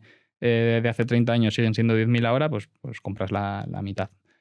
Por otro lado está el impacto de las comisiones de cuando tú inviertes. O sea, cuando tú inviertes, pues sueles contratar productos de inversión que tienen una comisión asociada a la gestión de ese dinero. Y tienes productos de inversión, pues los fondos tradicionales que te ofrecen en la banca, pues que las comisiones suelen ser del 1%, 1,5%, 2%. Y luego tienes productos que también ofrecemos nosotros como banco, pero más basándonos en nuestro modelo de negocio, que también son pues, fondos, pero que tienen una comisión del 0,10, 0,20. Entonces ahí hay un ahorro anual sobre la misma comisión de gestión que además es muy difícil de observar en el corto plazo, porque al final es una comisión que se va quitando todos los días de la inversión que tú haces. Entonces, al final del año dices, oye, aunque si ha subido pues, tu inversión, vas a decir, oye, qué bien que ha subido mi inversión un 5%, pero si aún así te han quitado un 2%, o sea, podrías tener un 7%, ¿no? Entonces, no es algo que sea tan obvio. ¿Qué pasa cuando tú, y a tu comentario de que puedes perder el 65% de tu patrimonio? Si tú, para una misma rentabilidad, o sea, para una rentabilidad del 5% anual durante 50 años, tú le quitas todos los años un 2% de comisión anual, al final de ese periodo habrás perdido la posibilidad de acumular hasta un 65% de patrimonio del que otro modo hubieses acumulado si no hubieses pagado esa comisión. O sea, no es que te quitan de lo que tú has invertido el 65, es que tienes un 65, o sea, no es que te quiten de tu inversión inicial un 65, es que has acumulado un 65% menos. Claro, ¿Por qué? Porque al final, oye, sobre tu rentabilidad del 5% le vas restando todos los años 2, 2, 2, 2, 2. Entonces, el concepto este de interés compuesto, que es como la bola de nieve de, oye, yo invierto 100 y me dan 5, 105. Al año siguiente tengo 105 y me dan 5 sobre 105, pero ya tengo 110 con algo. O sea, vas haciendo una bola de nieve que se vuelve exponencial. Si tú esa bola de nieve todos los años la paras y le quitas un poquito de nieve y la dejas rodar otro año y la vuelves a parar y le quitas, pues al final la bola de nieve es más pequeña cuando llega al final del camino. Entonces lo que pasa con las comisiones es que no las ves, por lo que te digo, porque se van quitando día a día y tú puedes ver rentabilidades positivas si no lo pones en contexto, pero si te vas a la matemática pura, que para la misma rentabilidad, un 2% de comisión durante 50 años, pues te ha quitado el 65% del patrimonio que de otro modo tú hubieses acumulado. Entonces, ese es otro tema. Entonces, aquí tenemos el valor del dinero en efectivo, el problema de las comisiones cuando inviertes y bueno, y en medio estamos los españoles que ahorramos mucho e invertimos poco. Claro, entonces aquí mi pregunta es, si esto funciona así y eso pareciera que le da más pasta a un banco, si hace esto y sabiendo que la gente no tiene la educación financiera suficiente como para darse cuenta de que eso está pasando, ¿por qué hacerlo como empresa? O sea, ¿por qué hacerlo si podrías seguir haciendo lo que hacen los otros bancos, aunque seas digital, gastarte menos pastas en la gente que está trabajando, seguir cobrando las comisiones y tienes más beneficio como banco? O sea, ¿para qué hacer esto? Bueno, porque nosotros nos posicionamos como una alternativa a la banca tradicional y nuestra propuesta a los clientes es pues esa transparencia y esa reducción de costes y mayor valor para el cliente final. Y yo, por lo menos en mi entorno, pues igual estoy un poco condicionado, ¿no? Porque trabajo en el sector y mi entorno pues me escucha todo el rato y igual pues le ha llegado un grado de conciencia que no tiene todo el mundo. Ujú. Pero sí que veo que la gente empieza a entender un poco cuál es el valor del dinero, que tienes posibilidades de remunerar el dinero, que tienes que empezar a invertir para que tu dinero trabaje para ti, pues oye, que te genere rentabilidades que te ayuden a superar pues, lo de la inflación. O sea, ya no es solo tener los 10.270 y quedarte como estabas, sino que, oye, que tu dinero genere más que eso. Ujú. Y al final promovemos, oye, pues que la gente pues, se tome las riendas de su dinero y que no sea un tema tabú y que la gente trate de optimizar, porque al final sufrimos mucho yendo a trabajar todos los días. Como para que se te vaya Como la para que pasta. luego se te vaya la pasta ahí, ¿no? En inflación, en comisiones, no sé qué, por no mirarlo. Entonces yo sí que invito a la gente a que le eche un vistazo. Claro, yo también lo que pienso es que hay una visión muy generalizada que es, a ver, al final yo estoy currando y en lo que se va a repercutir esto es que debo tener una pensión y entonces ahorro un poco más, ahorro un poco menos, no voy a estar descubierto, tampoco pasa nada porque lo ahorre y lo guarde, porque claro, invertir tiene cierto riesgo, a lo mejor lo invierto y lo pierdo, entonces mejor igual me lo guardo y ya está y cuento con lo poquito que ya puedo guardar y una pensión y con eso ya tiro. Bueno, pero si tú estás guardando el dinero y cada 30 años el dinero pierde la mitad de su valor, pues en realidad también estás perdiendo un montón de pasta por el camino. Entonces, no es una buena idea ahorrar a largo plazo y que ese dinero no esté invertido. Y sí que con la inversión pues, está normalmente asociado el concepto del riesgo, Ujú. pero el riesgo al final se mide porque la bolsa se mueve así, o sea, fluctúa para arriba y para abajo mucho, pero siempre con una tendencia a largo plazo al alza, o sea, tiende a subir. Entonces, lo que yo antes explicaba, y me he traído los datos y todo, pero volviendo a la bolsa americana, las grandes empresas americanas, en los últimos 30 años, si tú hubieses invertido $10.000 en el conjunto de grandes empresas americanas, 30 años después tendrías $82.000 en términos reales. ¿Qué significa? Sin tener en cuenta la inflación.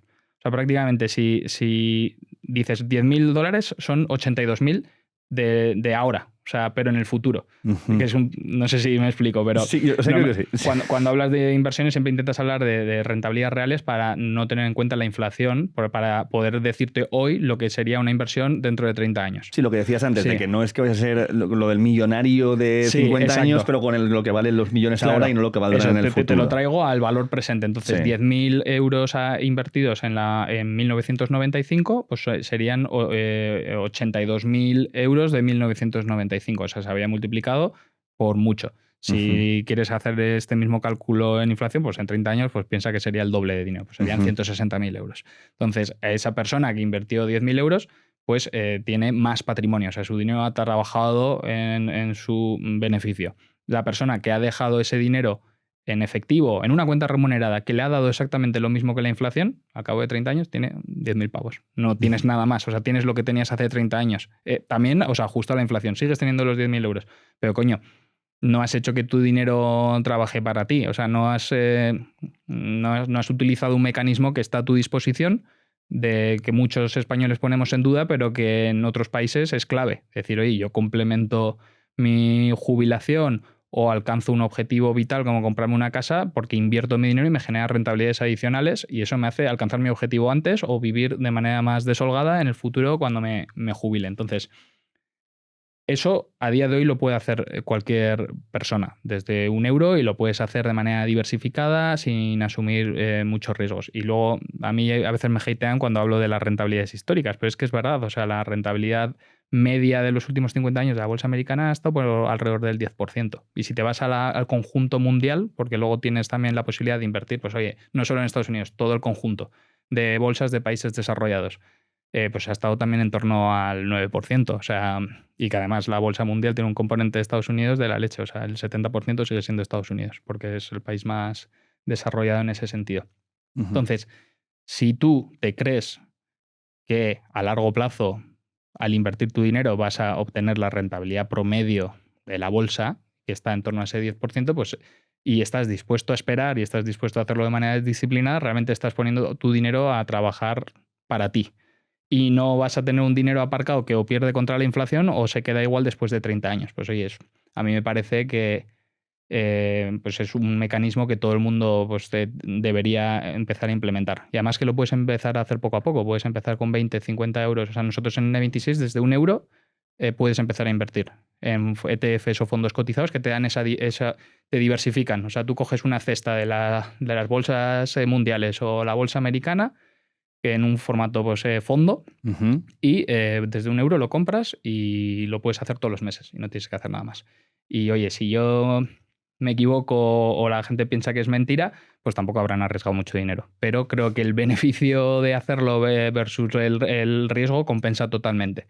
Y aquí, volviendo al punto de las pensiones que decías, o sea, al final yo no pondría todos los huevos en la misma cesta. ¿Qué quiero decir aquí?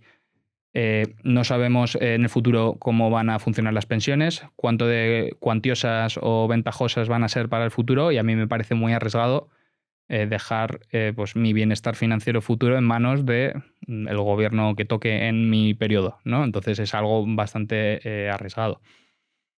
Lo que se observa ahora, a día de hoy, es que el sistema público de pensiones pues, está bastante tensionado, pues porque al final tenemos una pirámide demográfica invertida en la que pues hay mucha gente jubilándose, accediendo al sistema de pensiones, y hay poca gente cotizando, ¿no? Y esto va a ir a peor porque se espera que el coste de las pensiones en términos reales, otra vez, sin tener en cuenta la inflación, se va a casi duplicar en un periodo de 20 años. Y esto viene derivado por 3 factores. Se está empezando a jubilar el baby boom. Entonces, desde el año pasado, bueno, ahora desde hace desde 2024, cada vez cumplen 67 años más personas. Está alrededor de 500.000 personas al año, cumplen 67 y va a ir subiendo progresivamente hasta 2044, hasta que llega un punto que se van a jubilar, o cumplir 67 años, 750.000 personas. Tenemos un segmento de la población que es el más abundante, que va a empezar a ser elegible para recibir una pensión pública. Esto ya te va a suponer un aumento de coste del 40% en términos reales. Ya no te hablo del ajuste de inflación que hizo el gobierno el otro día, etcétera. Esto es solo porque hay más gente pidiendo la pensión. Sí, el otro día ajustaron a la inflación que había actualmente. Que es para que no pierdan poder adquisitivo, para que puedan seguir comprando las mismas cosas que el año pasado. Pero este tema de que cada vez va a entrar más gente al pool de gente que recibe pensiones es porque cada vez son más. Entonces eso ya te supone un 40% de aumento del coste. Y a esa gente además le tendrás que ajustar a la inflación, porque pues, la promesa está ahí. Además de eso, el coste de las pensiones está previsto que en esos 20 años aumente un 11% o un 10%, un 11%, porque la esperanza de vida de esa gente va a aumentar. Entonces, la gente que está cumpliendo 67 años, ahora, pues la esperanza de vida está en 23 años más. Y lo que dicen pues, los estudios es que se espera que suba hasta 26 años. Pues porque oye, hay más tecnología, más acceso a salud, etcétera, pues oye, pues van a vivir un poquito más, y como les tienes que seguir pagando la pensión, porque es una renta vitalicia hasta el día que se mueran, pues oye, si viven 3 años más, son 3 años más de pensiones que te vas a tener que pagar en 2044, que hace 20 que ahora no estás pagando, ¿no? Entonces eso te suma un 10% más de coste. Y luego hay un tercer gran componente que te suma un 40% de coste adicional, y es que los que están cumpliendo 67 años son una de las generaciones que ha trabajado con mayor productividad en España. Entonces, ¿esto qué quiere decir? Que es que han trabajado muchos años y han trabajado con muy buenos sueldos. Entonces, como han cotizado correspondiente a su buen trabajo y a sus buenos sueldos, les corresponde pensiones medias más elevadas que las que se han estado dando hasta ahora, cuando pues los trabajos igual eran menos productivos. Entonces, en ese sentido, eso te suma otra vez otro 40% de coste adicional que va a ser progresivo hasta 2044. ¿Qué quiere decir esto? No quiere decir nada. O sea bueno, pues... Bueno, a mí me está asustando un poco. No sé si no quiere decir nada. Bueno, o sea, lo que quiere decir es que el Estado va a tener que hacer un esfuerzo adicional para pagar todas estas pensiones y el Estado ya está haciendo un esfuerzo grande pagando las pensiones a día de hoy. Entonces, o encontramos mecanismos para aumentar las cotizaciones sociales de los trabajadores en activo, que son las que se utilizaban para pagar las pensiones, y digo utilizaban porque a día de hoy los presupuestos generales del Estado hay una partida para dar a la seguridad social, y esto lo puede buscar cualquier persona. Creo que en diciembre había noticias que decían el Estado transfiere 10.000 millones de euros para pagar la paga extra de las pensiones. O sea, el Estado, los impuestos, están pagando las pensiones. Entonces, eso no estaba diseñado históricamente así. O sea, lo que antes hacía es los trabajadores en activo cotizan a la seguridad social, adquieren el derecho futuro de tener pensiones, pero con esas cotizaciones pagas a los pensionistas de ahora.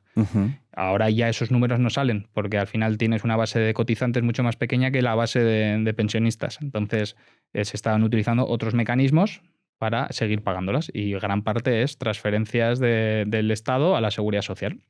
Y esto es un marrón, en realidad, porque son impuestos que se podrían estar destinando a otra cosa. Y es dinero que igual viene de que emitir deuda, ¿no? De que España tiene una deuda de alrededor del 100% del PIB. O sea, es un montón de deuda. Entonces, te estás endeudando para pagar las pensiones. Pero claro, esa deuda habrá que pagarla. ¿Quién la va a pagar? Los del futuro, ¿no? Los futuros nosotros pues pagarán esa deuda, y los impuestos que estamos pagando ahora las generaciones en activo o el conjunto de la sociedad, también los pensionistas, pues oye, que antes igual, cuando el sistema se soportaba mejor solo, pues se destinaban a educación, vivienda, infraestructura. Pues ahora mucha parte de ese dinero se va a pagar las pensiones. Entonces está todo un poco correlacionado, ¿no? Entonces, la situación del Estado, pues la infraestructura, los servicios que tenemos, oye, si cada vez tenemos que destinar más dinero que antes se destinaba a eso, lo tenemos que destinar a las pensiones, pues es un problema. Entonces, no es alarmista, es lo que hay. No sé cuál es la solución, porque tampoco soy aquí político, porque al fin es un tema político, porque son los políticos los que deberían hablar del tema y buscar una solución, ¿no? Pero lo que yo sí que recomiendo a la gente es no esperes a ver qué te encuentras el día que vayas a pedir la pensión, porque igual no es suficiente para lo que tú necesitas o para el nivel de vida que tú quieras tener. Entonces, ten un plan complementario a la pensión que tú puedas recibir. Entonces, perdona por la chapa, ¿eh? Que no, que me está... Estoy ahora como... Si tú no te fías de que vayas a recibir una pensión suficientemente cuantiosa para cumplir tus necesidades vitales, porque tú al final además eres un señor que vas a querer tener una casa en la playa y que te cuiden y poder llevar a tus nietos a Disneyland y estás convencido de que vas a querer hacer eso y no te va a llegar con la pensión, dices, oye, pues ponte ahora a invertir todos los meses y pues vete creando un plan de ahorro complementario, que se llama. Y aquí ya traía yo datos que también van a generar mucho hate, porque son demasiado buenos. Aquí nos gusta el hate. Sí. Yo ya he dicho que de promedio la rentabilidad anual de la bolsa en los últimos 50 años ha sido, por poner en el medio, el 10% anual. Sí. Y muchos de estos años ha habido años de mierda y ha habido años que ha subido mucho más. Y pues, un caso ahora que todo el mundo ve en prensa, el IBEX 35, en el IBEX 35 el año pasado hizo casi un 50% de rentabilidad. Pero ha habido años del IBEX 35 que han sido una mierda. Claro, tú luego esto lo promedias en el tiempo y te sale pues una rentabilidad promedio, pues dices, oye, pues, si yo llevo 5 años invertido en el IBEX y ha sido, por simplificar, 0,00050, pues oye, pues he hecho un 10% anual, ¿no? Vale. Pues entonces la rentabilidad promedio anual, si la pones en el 10%, y yo le invito a todos los oyentes a que busquen primero cuál es la rentabilidad media anual de los últimos 50 años del índice SP500, que es el índice de las 500 mayores empresas por capitalización bursátil americanas, y que vean cuál que sale en ChatGPT, para que no digan que yo lo digo. Y que luego busquen el MSCI World, el índice mundial, y también la rentabilidad media anual de los últimos 50 años. Y les va a salir más o menos lo que he dicho. Depende de lo que ChatGPT decida buscar en ese momento, pero si no te dará un rango que será muy parecido. Eso está ahí. Y luego, cuando ya tengas esa información, buscas una calculadora de interés compuesto, que al final es una calculadora que tiene para meter datos y te dice inversión inicial, aportaciones periódicas, ratio de interés o ratio de rentabilidad. Y ahí pones el dato y luego duración. Tienes eso. Entonces, si tú empiezas a invertir desde cero y pones 100 euros al mes a una rentabilidad promedio anual del 10% durante 10 años, la calculadora te va a decir que has invertido 12.000 euros, obviamente, y que tendrás más o menos 20.000 euros, de los cuales son 8.000 en beneficio y 12.000 los que habías metido tú. Si alargas la duración a 20 años, habrás invertido 24.000 euros, pero ya la calculadora te dirá que tendrás acumulado alrededor de 75.000 euros, de los cuales 50.000 son beneficio. Si lo haces a 30 años, son 36.000 euros y te marcará la calculadora, si no me equivoco, 230.000 euros acumulados, de los cuales casi 200.000 serán beneficio. 230.000 del futuro, no de ahora. Como estamos utilizando la rentabilidad sin quitarle la inflación, son de ahora. O sea, que en el futuro valdrán menos. Vale. Entonces, si lo quieres hacer para comparar peras con peras, en vez de 10, pues le puedes quitar la inflación del 3% o del 2%, porque al final tampoco sabemos cuál es la inflación a futuro. Pones un 7 de... Claro, tú lo puedes hacer con 10 o lo puedes hacer con 7. De hecho, cuando busques en ChatGPT, tú puedes pedirle, oye, ¿cuál es la rentabilidad total del índice, de la bolsa? Y te dirá 10, 11%. Y le dices, oye, si quito la inflación de ese periodo, te dirá, pues entre el 7 y el 8. Entonces, buen punto, lo puedes hacer de las dos maneras. Puedes llevarlo a dinero actual en el futuro o lo puedes llevar a dinero del futuro para ver qué valores. Pero yo lo estoy haciendo con 10%, que es con dinero de ahora. Por eso a 30, 40 años, 50 le tendrás que quitar la mitad o más. ¿Vale? Si te vas a 50 años de inversión 100 euros al mes, habrás invertido 60.000 pavos. Según la calculadora, tendrías 1,7 millones de euros acumulados. Y esto no te estoy ofreciendo una inversión no, yo te estoy diciendo, si la rentabilidad promedio de la bolsa en su conjunto, sin tener ni puta idea, ha hecho esto durante los últimos 50 años y tú has metido 100 euros al mes... En el S&P 500, en el SP500 o en el MSCI World durante 50 años y te has olvidado de eso... Y es que lo que nosotros decimos, creas un plan de inversión automático que te lo ejecuta sin comisiones ni nada, que además en americano se llama dollar cost averaging, que te dice que promedias el coste de compra. Entonces, a ti te da igual que la bolsa se meta así, porque tú, si está arriba, compras. Si cae, compras todos los meses. Pum, pum, pum, pum. La calculadora, que esto es un Excel, o sea, no tiene más, 1,7 millones de euros. Entonces, para el clickbait... Desde 100 euros todo el mundo se puede hacer millonario y lo que no saben es que van a tardar 50 años. Claro, exactamente. Pero, oye, si se da pues, la rentabilidad promedio anual de los últimos 50 o 75 años o 100 años, que es la misma, se vuelva a cumplir en el futuro, deberías poder esperar tener este patrimonio acumulado para tu jubilación. Y si no se cumple... y la bolsa en 100 años está peor que ahora, te puedo asegurar que tienes problemas mucho más importantes con los que lidiar, que, para empezar, el valor del dinero. Porque yo no veo un mundo en el que todas las empresas se están yendo a la mierda, todo el mundo está perdiendo el trabajo y el valor del dinero sigue siendo el mismo. Y esto se ve en economías un poco de mierda, hablando mal. O sea, cuando hay una economía de mierda, ¿qué pasa? Que tiene una inflación que te cagas. Entonces el valor del dinero es efímero. O sea, hoy lo que compro con $10 ya al día siguiente no lo compras. Entonces... que la gente también confíe un poco en el sistema a largo plazo. Entonces a mí me gustaría creer que dentro de 50 años el mundo somos todos felices y sigue dentro de la normalidad y los conflictos se solucionan y cuidamos del planeta, etcétera, etcétera, y pues las bolsas pues habrán subido y habrá... Y lo bueno de invertir en el conjunto de la bolsa es que no te la juegas a una única empresa o a un conjunto de empresas, porque esos índices van evolucionando. Las 500 mayores empresas de Estados Unidos no son las mismas ahora que hace 30 años. Igual lo miras hace 30 años y eran petroleras, no sé qué, de tabaco, tal, y ahora son tecnológicas. Pues dentro de 50 años, a saber, pues habrá empresas ahí de salud, habrá empresas de mineras de Marte, si lo consigue Elon Musk, o sea, habrá pues empresas que no nos imaginábamos que iban a estar ahí. Pero bueno, como tú al final promedias todo, dices, oye, yo siempre me compro la evolución de esto. Entonces, las que sean, me da igual. Yo quiero esperar que la rentabilidad promedio sea la que ha venido siendo. Entonces, bueno, volviendo al punto de las pensiones, como no sabemos qué va a pasar, lo mejor es empezar cuanto antes ese plan de ahorro complementario, porque el esfuerzo es mínimo si lo haces pronto, porque el tiempo juega a tu favor. O sea, cuanto más tiempo estás invertido, más exponencial se hace. Por eso de 30 años donde has llegado a acumular, no sé qué había dicho, pasas a 1,7, porque al final hace pues, un gráfico exponencial y la calculadora te lo va a enseñar. Entonces, creo que es un ejercicio, lo que decía al principio, de tener claros los principios de inversión. Invertir de manera diversificada, cómprate todo el índice, evita comisiones, tener una visión a largo plazo y olvídate y confía en que esto va a funcionar y seguramente funcione. Claro, porque si todo el mundo, o sea, la gente que nos está oyendo, imagínate que de repente todo el mundo dice, vale, pues ya está, me ilumino, voy a empezar a invertir esta pasta, ¿no? Con estos cientos de miles o millones de inversores nuevos en ese mercado, ¿cómo afecta a ese mercado? O sea, porque a lo mejor piensan, claro, porque si lo empiezo a hacer yo, empieza todo el mundo, a lo mejor ahora ya luego vale menos porque hay más gente pidiendo ese dinero. Yo no lo creo porque ese dinero siempre ha estado ahí. O sea, siempre ha sido parte del sistema. Lo único que te estás tomando un poco tú las riendas y haciendo la inversión directamente tú. Cuando tú lo dejas en el banco ha hecho inversiones similares. O sea, o lo presta a empresas, o lo invierte ellos en otras cosas. O sea, ese dinero en circulación siempre ha estado ahí. Simplemente ahora yo creo que lo haces más en tu favor.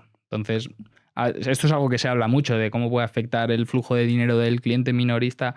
Y la realidad es que no afecta. Incluso aunque tú contrates a un asesor o seas cliente de banca privada, pues ellos también canalizan esas inversiones a la fuente última. Y la fuente última son las empresas que cotizan en bolsa, el oro y la plata y todo lo que hay por ahí que tú puedes comprar. Entonces, a priori, no debería afectar. Y bueno, y los estudios y las tendencias que se observan es que cada vez más cliente minorista o cliente de a pie va a empezar a invertir más su dinero de manera directa. ¿Por qué? Por lo que hablábamos antes, porque la gente pues está un poco más espabilada y ya no tolera que te compren un fondo y te cobren el 2%. Cuando dices, pero si me lo puedo comprar en N26 por una fracción del coste, o sea, lo hago yo y ya está, y me ahorro esas comisiones y como sé que las comisiones ralentizan la bola de nieve, pues las evito. Claro, aquí hay una cosa que hablaba con un colega que hablábamos de cómo invertir de manera. O sea, es un taller que hizo un colega para otros sobre inversión, porque había muchos preocupados sobre cómo invertir de manera que tu dinero pueda repercutir de forma positiva en los cambios que quieres que haya en el mundo. Ponle que es green investing, ¿no? Yo quiero invertir para que mejoren a nivel ecológico el mundo de alguna manera, que mi dinero sirva, aparte de para generar rentabilidad, para generar un bien mayor.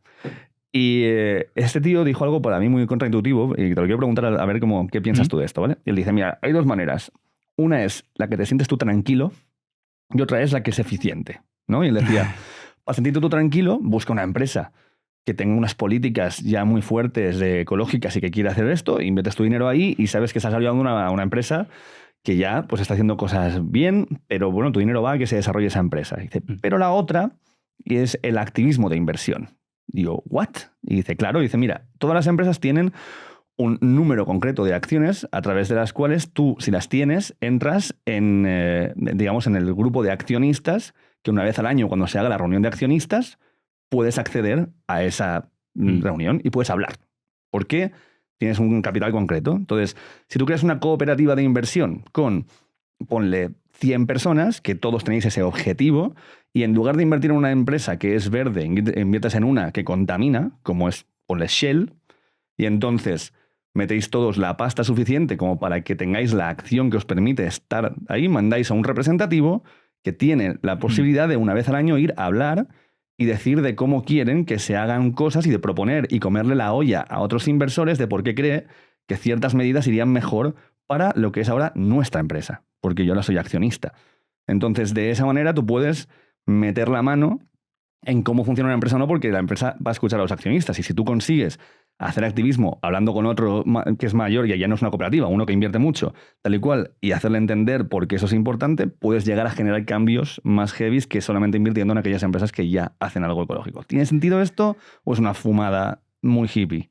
No, o sea, tiene sentido y el activismo inversor se lleva haciendo muchos años, no siempre con motivos ecológicos, sociales o de gobernanza. O sea, tú tienes los famosos hedge funds que al final se meten, compran ahí una acción y se meten ahí en las juntas de accionistas o en el consejo de administración y crean un revuelo, ¿no? Y al final lo que están haciendo es buscar maximizar el valor de la acción y se la pelan los empleados, se la pela todo lo demás. Entonces ese activismo siempre ha existido. También puedes hacer activismo pues, también por valores o por conciencia y es igual de válido, pero tienes que hacerlo de una manera en la que aporte valor a la empresa y no destruyas, ¿no? Porque al final, oye, pues inviertes para que tu dinero, por lo que hemos dicho, ¿no? Entonces, si puedes invertir y a la vez cumplir como objetivos personales claros, pues oye, es un win-win, ¿no? Para ti, ¿no? Porque te sientes mejor con las inversiones que haces y encima pues, te aportan valor. Esto se puede hacer. El problema que yo veo es el de lo que hablábamos de la concentración. Al final te la estás jugando o sea, si lo haces así, de tal modo que quieres acceder a la junta de accionistas de esa empresa, pues te vas a tener que probablemente utilizar mucha parte de tu pasta en una única empresa. Entonces, si esa empresa falla o no falla o se queda igual durante 20 años, pues tu ahorro pues estará igual o peor respecto a haber diversificado en el conjunto de empresas y haber buscado la rentabilidad promedio, ¿no? Entonces ahí tienes un riesgo de tomar esa decisión. Las buenas noticias es que hay un punto intermedio que son los ETFs, al final ya lo he explicado, ¿no? Pero son fondos que son carteras de acciones. Entonces tú puedes invertir en un ETF del SP500, pero puedes invertir en un ETF de SP500 con criterio ESG, que se llama, que es en inglés, a ver si lo digo bien, pero es Environment, Social and Governance.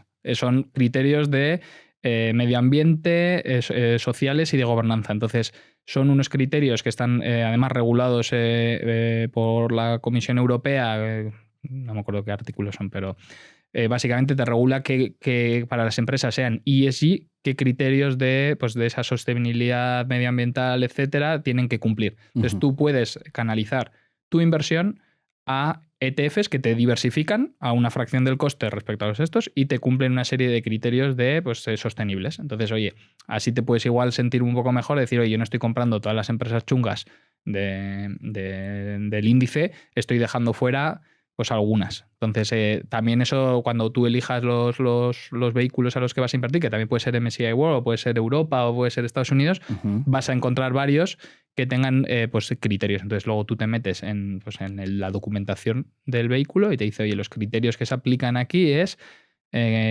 no tabaco, no armamento, no pornografía. Entonces, pues hacen esa exclusión de determinadas empresas para que tu inversión pues, sea un poco más sostenible. Y luego tienes empresas, o sea, tienes vehículos de inversión que se llaman de impact investing, que son que también están un poco enfocados en este sentido, que buscan invertir en empresas que generan un impacto positivo. Entonces no es tan activismo, sino que ya estás poniendo el foco, no es que hay una empresa que está haciendo, yo qué sé, me lo invento, máquinas para hacer pozos en África y las hace a una fracción del coste y ganan dinero porque se las venden a los gobiernos o se las venden a las ONGs que tienen donaciones y tienen que comprar las máquinas para instalarlas. Oye, pues tienes una empresa que tiene un impacto positivo en la sociedad y que gana dinero por el camino. Entonces, oye, pues igual también puedes canalizar parte de tu inversión pues, a inversiones de impacto. Entonces, eso también lo puedes hacer de manera diversificada. Ahí no sé si lo tenemos en N26 porque no lo he mirado. Las de ESG sí las tenemos. Las de Impact Investing yo creo que son un poco más nicho. Pero bueno, creo que te aporta un balance entre, pues oye, cumplir con tu responsabilidad social o personal que tienes y invertir tu dinero de manera responsable para ti. O sea, no que se vaya al guano tu ahorro de la jubilación porque te involucraste demasiado. Y le dijiste a Shell que no, pues que no puedes vender petróleo. Y dice, ya, pues que es mi business. Es que vendo petróleo, no hay empresas. No, pues que el petróleo está mal. Pues bueno, ya, bueno. Pues para eso no invierta. Claro. Luego, quiero volver a lo de las pensiones, porque estábamos viendo cómo funciona aquí, pero no sé si tienes una visión de cómo funciona en otros países, porque, por ejemplo, conozco que en Australia tienen un modelo mixto, que sé que sí que hay una parte de que se paga desde el trabajador a través del gobierno y luego lo recuperan los ciudadanos más mayores, pero los jubilados, pero luego también sé que las empresas una parte la destinan como a un fondo de inversión privado de sus propios trabajadores para que haya como esta cosa, ¿no? Para no poner todos los huevos en la misma cesta, así. ¿Cómo es en Europa en general? O sea, ¿qué nos encontramos? No, o sea, el modelo tradicional que tenemos en España es el de los trabajadores de ahora, las cotizaciones se utilizan para pagar a los pensionistas y los futuros trabajadores utilizaremos sus cotizaciones para pagarme a mí cuando sea pensionista. Es un sistema puramente de reparto, que es solidaridad intergeneracional. Que eso funciona muy bien si todo el mundo procrea de una manera que eso funciona animada. Muy bien cuando tienes una pirámide poblacional pues totalmente normal. Y pues oye, pues es que bueno, cuando se montó el sistema de pensiones en España, pues creo que, o sea, tendría que mirar los datos, pero si mal no recuerdo, el 50% de las personas que tenían derechos pensionables no llegaba a pedir la pensión porque palmaba. Ah, claro, se morían antes. Entonces, de... era un sistema, pues oye, que tenías una base gigante de gente cotizando y es que además la mitad no llegaban a pedir la pensión nunca y de los que la pedían, la esperanza de vida era mucho más baja. Y ahora se te ha juntado en que tienes cada vez más gente pidiendo y viven un montón y además les tienes que dar un montón de pasta. Entonces, oye, pues eso ha puesto en cuestión el sistema de España, que además es un sistema muy generoso. O sea, la tasa de reemplazo que se dice es de las más altas de Europa. O sea, los pensionistas reciben un montón de pasta con respecto a lo que cotizaron. Y en muchos casos reciben más de lo que cotizaron durante toda su vida, que es una locura. Entonces, lo que pasa en estos estados que hacen el sistema mixto es, oye, una parte va al sistema de reparto, como este, pero hay una parte que por explicarlo muy simplemente, que se pone a tu nombre y que la gestiona pues, a través de un plan de empresa privado, la gestionas tú, que también en Estados Unidos el modelo es así, o sea, tú tienes ventajas fiscales para crear cuentas de cara a la jubilación que te las gestionas tú. Entonces esto pues al final te da un equilibrio de decir, oye, el Estado hasta cierto punto te respalda porque vas a tener una pensión pública X, no va a reemplazar tu sueldo al mismo nivel que si el 100% de tus cotizaciones fuesen a eso, pero entonces tú tienes un dinero capitalizado a tu nombre de tus cotizaciones que tú decides cómo inviertes o la empresa pues decide, pues, en la que tú intervendrás a través de los comités correspondientes, que se invierte ese dinero. Entonces es capitalización de las cotizaciones que tú haces y es un sistema que se ha probado que es mucho más eficiente porque al final no pones toda la responsabilidad en el Estado y en cómo funciona su demografía y su economía en cada momento y pones una parte a nombre bajo responsabilidad del individuo.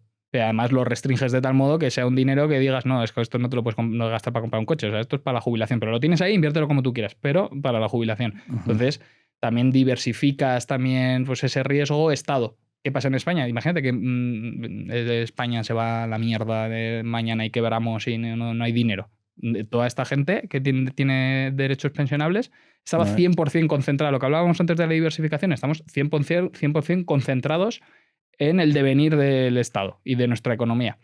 A través de la seguridad social y los pagos que tiene que hacer también, porque como el dinero excedente pues, está en deuda española, pues es lo mismo. Entonces, oye, tener un capital aparte para la jubilación, que además lo puedo invertir en otras zonas del mundo, estoy diversificando el riesgo. Entonces, si mi país se va a la mierda, como yo tenía el dinero invertido en bolsas mundiales o en el S&P 500 y ahí no ha pasado nada, pues mi parte de capitalización pues ha ido mucho mejor y la otra parte pues bueno, pues es un sistema pues que funciona mejor. Y lo que yo decía al principio, como no tenemos ese sistema aquí, pues hacen un plan de ahorro complementario, de hacer todos los meses tú lo tuyo, pues a través de N26, obviamente. Para eso he venido. Pues te va a ir seguramente mejor, ¿no? Y aquí, enlazándolo con una de las iniciativas que ha salido también en prensa de la cuenta de ahorro e inversión europea, que es una iniciativa de Europa que se ha dado cuenta que nuestros mercados bursátiles son una mierda y que la gente no invierte. Y al final se van cientos de miles de millones de euros a inversiones en Estados Unidos. Entonces quieren incentivar que el ahorro, ¿cómo se dice? El ahorro quieto que no genera ninguna rentabilidad, que es el español, que hay 1 billón de euros en cuentas de corrientes y depósitos a la vista que generan un 0,14% de rentabilidad anual, o sea, un drama, que ese dinero se canalice a inversiones. Y por 2 motivos. Y esto es público, o sea, esto en la Comisión Europea pones cuenta de ahorro e inversión europea y te puedes leer el documento en español y te explica lo que piensa la Comisión Europea de esto. Y dice, oye, la gente en Europa no invierte, entonces el ahorro no es un mecanismo de generación de riqueza para las personas y no complementa. O sea, tú imagínate que has ahorrado durante 20 años y tienes ahí 200.000 euros que te están generando otro 10% anual. Oye, tienes ahí una pasta que tú puedes ir, o sea, puedes ir retirando si necesitas. Tú puedes complementar un salario con rendimientos de tu ahorro. Y eso está de puta madre. Dice, pues lo que dice la Comisión Europea, oye, la gente no utiliza la inversión para que su ahorro genere rendimientos y no forma parte de sus ingresos familiares, y debería, como en otros países europeos y en otros países del extranjero, y que además, como ese ahorro no se canaliza a la inversión, pues las empresas europeas pues no tienen pues la accesibilidad a capital que pueden tener en otras regiones. Y esto forma parte de toda la estrategia de Europa ahora que nos han sacado los colores, que si los chinos con la tecnología, los americanos que nos mandan a la mierda, y nos hemos dicho, oye, aquí, o sea, tenemos dependencias tecnológicas absolutas de Estados Unidos, dependencias energéticas de todos lados, tenemos dependencias de seguridad y nuestro mercado de capitales, como se llama el conjunto de la bolsa y los mecanismos como las empresas pueden emprender y financiarse, pues no es eficiente. Entonces ahora se están poniendo las pilas y van a decir, oye, vamos a resolver dos problemas, que la gente, como la población está envejecida, que la gente se ponga a invertir para tener esos ingresos adicionales y que además lo hagan de una manera en la que apoyamos a la economía europea y al mercado de capitales europeos para fortalecernos. Entonces, toda esta estrategia de la cuenta de ahorro de inversión pues es un mecanismo que ha planteado ya la Comisión Europea, que ahora tiene que implementar España, que es, oye, ¿cómo creamos un sistema para que los españoles tengan incentivos suficientes para invertir? Entonces, hubo una consulta del gobierno, que el plazo para contestar acabó el 30 de enero, en la que los distintos partícipes podían contestar qué deberíamos hacer. Entonces, nosotros desde N26 contestamos y dijimos, oye, esta cuenta tiene que estar 100% enfocada en el cliente minorista. O sea, tiene que ser una cuenta que no tenga mínimos de inversión, que las comisiones sean proporcionales, que se puedan traspasar fácilmente y no te hagan la puñeta como te hacen ahora cuando quieres cambiar una cartera de acciones de un banco a otro, que te dicen, sí, 50 euros por acción. Y dices, ya, ves, yo tengo 1.000 euros, ¿sabes? No te quiero pagar 50 por cambiarlo. Las comisiones, muy importante, los mínimos. O sea, esto pasa. O sea, tú quieres invertir 100 euros al mes con muchas plataformas de inversión tradicionales y te dicen, sí, es un 0,25% anual, o sea, 0,25% de la operación, pero con un mínimo de 7 euros. Entonces, ¿cómo voy a pagar para una inversión de 100 euros 7 euros de comisión? O sea, ya es un 7% abajo. Mi rentabilidad es un 7% abajo, ya nada más invertir. O sea, excluyes determinados vehículos que no deberías excluir. Entonces nosotros decíamos que sea una cuenta sin mínimos de inversión, con comisiones razonables, proporcionales, transparentes, incluidas las mínimas, que incluya todos los tipos de activos, que no te obliguen a comprar el fondo de inversión del 2%, que te puedas comprar el ETF de 0,10, ¿no? Que tenga ventajas fiscales claras, para que la gente diga, oye, a mí me compensa invertir esto durante un plazo de inversión, porque luego no tributo sobre pues, los beneficios que he obtenido, ¿no? Y siguiendo lo que hacen en Francia con una cuenta que se llama PEA, que es Plan d'Épargne, que te pide que las ventajas fiscales están ahí siempre y cuando inviertas en activos europeos. Entonces, acciones y ETFs europeos. Entonces, aquí también nosotros decimos, oye, nos parece bien que el 70% de lo que tú inviertas sean activos europeos, pero de cara a diversificar y que no asuma ningún riesgo adicional el inversor minorista, que pueda ser un ETF que cotiza en una bolsa europea, pero que la inversión de abajo sea pues, el SP500. Que los hay. O sea, tú cuando inviertes en N26 en un ETF del SP500 es un ETF que cotiza en Europa. Pero que el ETF en sí, el dinero que la gente ha invertido en el ETF luego se invierte en la bolsa americana. Entonces, así evitas que la gente no solo esté concentrada en Europa, por lo que hemos dicho antes, oye, pues el riesgo de concentración de la región, pues mejor tenerlo más diversificado. Entonces, bueno, si sacan adelante esta iniciativa, por lo menos será una ventaja pues, adicional que tiene el pequeño ahorrador español para complementar su pensión. Que no es un cambio del sistema de pensiones, que probablemente es lo que habría que hacer. Habría que decir, oye, ¿quién abre este melón? Pero es que nadie quiere. No, porque coño, porque son votos. Porque tienes 14 millones de personas, creo cuánto era, 14 la mitad de la población prácticamente tiene más de 50 años en España. Entonces mucha gente ya está pensando en su pensión. Entonces, bueno, ¿quién tiene los huevos de de cambiar esto, porque el cambio seguramente sea doloroso y sea perjudicial para el pensionista. Si dices, oye, no, es que, ¿sabes qué te digo? Que lo que te había dicho que te iba a dar ya no te lo doy. Y porque es que nos hemos dado cuenta que es que nuestras pensiones son demasiado generosas en comparación con las europeas. Y es que, ¿sabes? Además es que no la podemos pagar. Claro, pero además tú te sientes estafado, dirías, pero yo he estado trabajando toda la vida y pagando yo. El Estado tiene el compromiso y la obligación de cumplir su palabra y no dejarles tirados. Pero también tiene el compromiso de que crear un sistema que sea adecuado. Entonces, yo me encantaría que empiecen a plantearlo, aunque no afecte a la generación actual, pero que nos afecta a nosotros, que igual nos importa menos. O sea, yo creo que si ahora le dices a los jóvenes, mira, pues de lo que pagas tú de pensión, pues un tercio no lo vas a ver. Y otro tercio va a ser para ti y otro tercio va a ser capitalización que va a estar a tu nombre. Pues oye, pues si tenemos que renunciar a eso. Pero empieza a ahorrar y ten en cuenta que eso también va a repercutir que cuando tú estés en ese lugar no recibirás eso, pero las infraestructuras y toda la inversión a lo mejor está más acelerada y entonces todo está mejor para todo el mundo y tal. Claro. Sí, claro. O sea, estás invirtiendo en tu futuro haciendo esa renuncia a día de hoy porque vas a participar de un sistema más sostenible. Es que sí, es complejo y es justo eso, es una conversación que crea miedo a quien la plantee porque sabe que se va a llevar un montón de animadversión por parte de la gente. Claro, pues sí, idealmente la gente que haya hecho el plan de inversión de 100 euros al cabo de 50 años y tenga ahí sus cientos de miles de euros apartados, que no ojalá y se dé esa situación de que no les preocupa cuál sea el devenir de su pensión en aquel momento porque lo tienen 100% solucionado privadamente. Y si te llega igual que ahora y no pasa nada porque hemos encontrado una solución y los robots hacen todo y nosotros solo disfrutamos de la vida, pues, ojalá. Pues dinero de más. Otro melón importante aquí, ¿vale? Hay que abrir. Las bitcoins, ¿vale? Criptomonedas. O sea, sé que tenéis una cartera de Bitcoin, o sea, de la posibilidad de comprar bitcoins a través de N26. Y aquí esto me genera varias dudas. La primera es muy volátil esto, ¿no? O sea, ese es un nivel de... Ya si hablamos antes de riesgo, aquí estamos hablando de, de bastante más. Un riesgo muy alto, ¿no? Entonces, ¿cómo convive un riesgo tan alto como este activo tan volátil que son las criptomonedas con hacer una banca seria que te ayude a ahorrar y que te ayude a invertir y que no se convierta en una máquina de tragaperras, que no sea un casino en el que estás todo el día viendo, ahora no?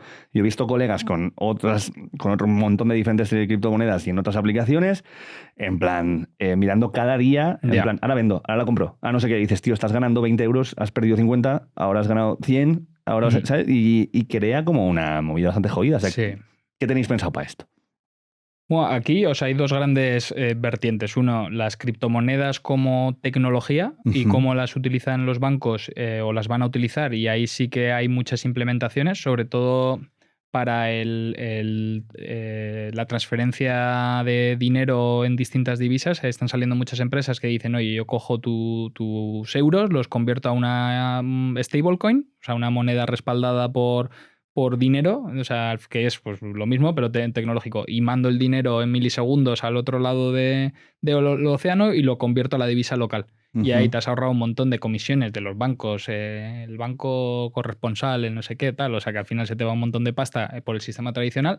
Ahí se están desarrollando tecnologías para hacer pagos instantáneos, pues utilizando las stablecoins y pues oye, le estás dando una solución al cliente porque tarda menos en enviar el dinero y se ahorra una pasta. O sea, ¿estáis haciendo así lo de...? No, nosotros no. Vale. Todavía no. Vale. Me gustaría, pero por ahora no. Pero hay empresas fintech que lo están haciendo. Vale. Entonces, oye, pues hay una solución tecnológica de las criptomonedas que va más allá del invertir en ellas porque son un activo de inversión, ¿no? Entonces, por ahí hay una parte que, aunque no la hagamos, pues me parece muy interesante y sigo de cerca pues algunos proyectos que están haciendo esas cosas. Por otro lado, tienes las criptomonedas como activo de inversión. Entonces, nosotros damos acceso a criptomonedas en N26 porque es un activo demandado que la gente quiere invertir, pero yo sí que promuevo que la gente que invierta lo haga con responsabilidad, que no sea especulativo y que pueda ser parte de la cartera de inversión diversificada. Y aquí hay muchas vertientes de vertientes ideológicas que dicen, oye, al final el Bitcoin o Ethereum son activos que están validados por el mercado, que los inversores institucionales pues también los están incorporando a las carteras, son un activo pues que también pues te diversifica el riesgo, pues, pues el dinero tradicional, pues tienes dinero electrónico, igual que históricamente el oro ha sido un activo de diversificación. Tú dices, oye, lo que pase con el dinero fiat, que se llama los euros, los dólares o la bolsa, pues el oro es un activo de refugio que se llama, que dices, oye, pues me va a proteger a largo plazo contra la inflación o lo que pueda pasar cuando hay crisis, ¿no? Porque estoy reservando valor. Entonces, mucha gente dice que pues, Bitcoin, Ethereum son pues, esas reservas de valor y las incorpora a su cartera. Entonces, nosotros las tenemos ahí por si la gente quiere invertir e incorporarlas a su cartera. Lo que pasa, volviendo al punto de la volatilidad, tú al final cuando inviertes, inviertes conforme a unos objetivos, ¿no? Dices, oye, yo invierto de aquí a 5 años o invierto para ganar un poquito más que la inflación, pero no quiero tener mucha volatilidad. Entonces, ahí dependerá de tus objetivos personales o de tu tolerancia pues, a ese riesgo meter Bitcoin o no, porque al final te destroza un poco todos los parámetros de riesgo de las carteras. Al ser un activo que se mueve tan agresivamente, pues bueno, pues no suele funcionar en los sistemas tradicionales de, oye, una cartera moderada tiene esta volatilidad. Entonces, si metes un poco de Bitcoin, ya la cartera moderada se te va al garete. Dicho esto, con el mismo concepto del plan de ahorro complementario a futuro, si tú crees que Bitcoin tiene sentido durante los próximos 50 años y se va a ir a 1 millón o a 2 millones, tal, pues oye, si tú estás ahorrando 100 euros al mes, pues haces 75 euros en ETFs de bolsa o de lo que tú quieras y puedes hacer 25 euros al mes en Bitcoin. Y lo tienes ahí y haces todos los meses, 25. Y que Bitcoin efectivamente es la leche o Ethereum es la leche y dentro de 50 años se paga todo con eso, pues has acertado. Que no es así, pues tampoco has puesto en riesgo la totalidad de tu patrimonio. Entonces, bueno, pues al final diversificar y nosotros damos esa posibilidad y lo hacemos pues así, pues dentro de la aplicación, pues integrado y para que la gente decida. Claro, ¿hay algo de lo que hayas visto de las acciones o las actitudes que tiene la gente con mucha pasta de los millonarios y cómo tratan su dinero que sea aplicable a cómo tratar tu dinero siendo alguien de clase trabajadora y para eso, para tener una cierta seguridad financiera? Sí, o sea, los grandes patrimonios invierten el dinero pues en valores sobre todo pues en mucha bolsa, muchas acciones, etcétera, porque entienden que el capital, como es gente que ha utilizado el capital para probablemente hacerse ricos, tienen claro el concepto de lo invierto y además lo diversifican. Dices, oye, hay gente, pues yo que sé, hay ejecutivos que trabajan para multinacionales que tienen pues mucho dinero concentrado en acciones de la propia empresa. Dicen, oye, yo todo el dinero adicional que voy ahorrando con mi sueldo y tal, lo invierto, pero lo invierto en otra cosa. Pues no lo quiero invertir en la empresa, porque ya tengo mi riesgo de trabajar ahí, de que tenga mi pensión dependiente de la empresa, que me pagan en acciones de la empresa, pues cogen y te dicen, oye, yo quiero invertir, pero no quiero invertir en, imagínate, un ejecutivo de farmacéuticas. Seguramente venga y le dices, oye, vamos a invertir tu cartera en acciones, pero vamos a quitar las farmacéuticas, porque ya como tienes un cojón de acciones de tu propia farmacéutica, quitamos. Entonces, pero la realidad es que utilizan su capital y lo invierten pues para que siga generando rendimientos adicionales. Tampoco con un objetivo tan claro. O sea, no es que los ricos cada vez se quieren hacer más ricos. No, pues los ricos saben que con el capital lo inviertes, genera una rentabilidad promedio y tal. Entonces su responsabilidad de ejecutivo dice, oye, mi ahorro lo invierto y pues porque está ahí, para que no esté parado, para que no pierda valor. Entonces eso lo debería aplicar todo el mundo. O sea, conceptualmente no dejes que tu dinero pierda valor. Y si no lo vas a necesitar en muchos años, inviértelo para que genere valor para ti. Eso en primer lugar. Y en segundo lugar, que utilizan mucho la deuda. Porque al final, también conceptualmente, si tú pides prestado al 2% para comprarte una casa y la casa se revaloriza al 5% anual, pues realmente te está saliendo gratis la deuda y estás adquiriendo un activo, ¿no? Que está a tu nombre y que a futuro te va a generar rendimientos. Pues eso se hacía muy habitualmente. Se pedía deuda contra la propia inversión y se volvía a invertir. Dices, oye, si la rentabilidad promedio anual del índice es el 10% y a mí me cuesta un 2% pedir deuda, ¿por qué no voy a utilizar algo de deuda y me llevo el 8%? O sea, pido un préstamo para invertir en un índice y Sí. luego voy devolviendo con lo que me da... O no lo devuelves, o sea, lo devuelves cuando quieras. O sea, Claro. imagínate, tú tienes una cartera de 10 millones de euros Hmm. y dices, oye, esa cartera está invertida. Entonces el banco dice, oye, la cartera tiene riesgo, se puede mover, no te voy a prestar 10, pero de la cartera te presto 4 millones de euros. Entonces, te los presto muy baratos. ¿Por qué? Porque de garantía tengo tu cartera de acciones, que vale 10 y solo te estoy prestando 4. Entonces, el riesgo es muy bajo para el banco, porque si la cartera pierde valor y baja a 4, el banco te la vende y recupera todo el dinero. O sea, en el caso, esos préstamos son muy baratos. Al final, tú coges los 4 millones de euros que te ha prestado el banco, los incorporas a tu inversión de 10 millones de euros y estás invirtiendo 14 millones de euros. Entonces, el 10% que te genera anualmente promedio, pues ese año te habrá generado 1,4 millones de euros más para ti. ¿Qué pasa? Que la deuda te ha costado el 2%, entonces pues el 2% de los 4 millones es lo que sea, que no voy a calcular ahora, y Sí. realmente has sacado más pasta para ti que de otro modo de no haber pedido ese préstamo, ¿no? Entonces, no digo que ahora todo el mundo tenga que empezar a pedir préstamos para invertir, o sea, no es el objetivo. Pero sí que pues, entienden muy bien el uso de la deuda y de que es un mecanismo para pues cumplir objetivos financieros. Entonces, eso sí que lo vemos muy claro con las hipotecas, pero en otros aspectos no lo vemos tan claro. Y bueno, también pues mucha gente que emprende pide préstamos y al final el concepto es lo mismo. Pido un préstamo porque lo que voy a obtener al invertir ese préstamo en mi negocio va a ser mayor que lo que me ha costado el préstamo. Entonces, pues idealmente, y es parte de educación financiera, pues utilizar la deuda como herramienta y no pensar que es una losa. De hecho, mucha gente pues dice, no, yo quiero repagar la hipoteca cuanto antes. Y dices, pues probablemente sería mejor que cojas ese dinero y lo inviertas. ¿Por qué? Porque la deuda hipotecaria es muy barata y la rentabilidad que puedes obtener de ese dinero invertido va a ser más alta. Entonces, conceptualmente, no repagues la deuda e invierte ese dinero, que debería darte una rentabilidad superior a lo que te ha costado la deuda. Vamos a ir como en un caso vamos a poner el promedio de la gente que nos puede estar escuchando por poner una media de que se estén ganando al mes entre 1.200 y 1.500 euros, ¿no? De alguien de un salario bastante dentro de lo mínimo. ¿Qué dirías a esta persona que haga con este dinero, a grosso modo? No te digo específicamente, porque claro, cada uno tendrá sus casos concretos y en qué se tiene que gastar la pasta. Pero pongamos que quitando el coste de vida, etcétera, si te quedara libre al final del mes eso, 200 pavos o algo así, o 100 euros, ¿qué harías con eso?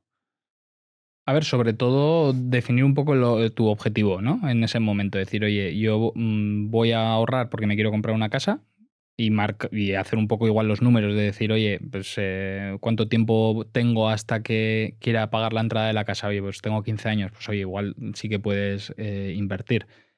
Si tu objetivo es distinto, es que quiero el año que viene pagarme un máster, pues es un objetivo muy distinto, entonces tienes que tratar el dinero de manera distinta. Entonces, al final, definir bien los objetivos de ese ahorro, en primer lugar, y luego crear el hábito correcto de ahorro. Entonces, aquí cuando tú automatizas ese ahorro o cuando tú automatizas esa inversión, creas un hábito que acaba doliendo menos versus, joder, ahora tengo que volver a invertir el dinero, tengo que mandar dinero, me lo voy a gastar. Cuando sale de la cuenta, o sea, si llega el sueldo y sale un traspaso automático a un espacio de N26 o a la cuenta de ahorro N26, pumba, ya te olvidas. Entonces, crear hábitos está guay y al final pues se te acaba costando menos. Entonces, una vez que has definido pues, el objetivo, pues si el objetivo es solo ahorrar y dejarlo en efectivo porque quieres construir un fondo de emergencia, pues lo que pueda pasar o porque lo necesitas dentro de un año, pues lo mandas a una cuenta remunerada. Entonces creas ese hábito. Pero si el hábito es, oye, de estos 100 euros sé que no los voy a necesitar hasta dentro de 20 años o lo que sea, pues lo invierto. Entonces creas ese mecanismo y haces una inversión. Entonces yo sí que promuevo para la gente que está empezando que hagan ese plan de inversión recurrente, ¿no? Porque al final no tiene las comisiones habituales de compra y venta, o sea, en N26 no tenemos ningún tipo de comisión de ejecución o de custodia, solo pagas la comisión de gestión anual del vehículo, pero ya os he dicho que es muy baja, o sea, depende del que pilles, pero no cuesta nada, 0,10, 0,20, depende, o sea, si quieres, nosotros también tenemos unos fondos que gestiona BlackRock, la gestora BlackRock, que tiene 3 perfiles, que tiene uno conservador, uno moderado y uno agresivo. Entonces, para la gente que igual le da un poco más miedo, pues invertir todos los meses en el moderado y al final pues el moderado tiene una inversión por debajo que invierte pues en los ETFs de BlackRock, que son más conservadores. En vez de invertir tanto en acciones, invierte más en préstamos a gobiernos, ¿no? Pues deuda española, deuda italiana, deuda corporativa, pues al final es un préstamo a gobiernos o tal que sabes que seguramente te lo van a devolver, pero te pagan un interés por ello que es más bajo, pero que es por encima de la inflación que decíamos. Entonces, oye, tienes distintas posibilidades. Si quieres que sea pues, BlackRock el que te diversifique en un fondo pues cómo estás invertido, pues tienes esos 3 perfiles. Y entonces, en función eso de los objetivos, pues más moderado, más agresivo, pues creas esa compra recurrente que no te cuesta nada, salvo la gestión del vehículo, que es mucho más baja pues, del 2%, el 1% que habíamos hablado. Entonces te ahorras esa pasta y ya está, y generas ese hábito y al final suele ser un hábito pues que enseguida te da confianza, porque como todos los meses compras independientemente de dónde esté la bolsa, incluso si te ha pillado una mala racha que la bolsa está cayendo o tal, pues estás comprando más barato. Entonces tampoco ves nunca una rentabilidad súper negativa, ¿sabes? Porque al final también compras más barato y promedias el coste de adquisición. Entonces al final esta estrategia de comprar todos los meses hace que a poco que la bolsa recupere o hayan pasado un par de años, incluso si hayas perdido y te estás cagando en mí por haberte dado esta idea, seguramente acabes viendo pues, que la rentabilidad es positiva con el tiempo, ¿no? Entonces, oye, ese hábito de invertir todos los meses parte de ese ahorro a largo plazo, para mí tiene mucho sentido, independientemente del poder adquisitivo o las rentas que recibas, ¿no? O sea, intentar hacer ese esfuerzo de crear el hábito. Y si no pueden ser 100 euros, pues que sean 50, ¿no? Y si no son 50, por suerte, desde 1 euro puedes hacerlo. Entonces, oye, empieza con 20, ¿no? Pero sí que crea el hábito, porque luego vas a construir sobre él. Y seguramente, a medida que vayas aumentando tus ingresos, pues igual aumenta tu capacidad de ahorro y entonces aumentas pues el importe, pero ya has generado el hábito. Aquí ya vamos a ir yendo hacia el final de la entrevista y ya voy a entrar en modo full promo porque, porque estamos con el CEO de la empresa que nos hace de sponsor también para este programa y también porque, claro, parte de que nos estéis ayudando con el programa es que nosotros tenemos cuenta de N26 y yo he estado usándola bastante este año, viendo cositas y tal. Y una cosa con la que sí que he flipado mucho, porque yo viajo bastante, es esto, es que es con lo del el pago en divisa extranjera, que generalmente lo que me pasaba con otros sitios es que, coño, que al final te vas sumando un poquito más por la comisión del cambio de divisa y te acabas dando cuenta que te has gastado más pasta de la que te creías que te ibas a gastar. Pero con vosotros me ha pasado que ha habido una reducción en ese gasto. ¿Cómo lo hacéis? ¿Por qué pago menos cuando pago en moneda extranjera con N26? Bueno, al final, volviendo al punto de antes, ¿no? Es nuestro modelo de negocio nos permite ofrecerte la tarjeta de débito para que pagues en el extranjero y no cobrarte comisiones adicionales nosotros. Entonces, al final, las tarjetas funcionan que tienen las tarjetas las emiten pues Mastercard y Visa normalmente, ¿no? Sí. En nuestro caso es Mastercard y ellos tienen sus tipos de cambio oficiales, que es, oye, el tipo de cambio del euro al dólar es este. Entonces, ellos te lo aplican y luego los bancos tienen la posibilidad de aplicar comisiones adicionales. En nuestro caso no aplicamos esa comisión de adicional porque es parte de nuestra propuesta de valor, pues no cobrártelo. Entonces tienes una tarjeta que cuando pagas en el extranjero lo haces en condiciones muy favorables porque estás utilizando un tipo de cambio que no tiene comisiones adicionales. Entonces ahí para ti hay un ahorro importante.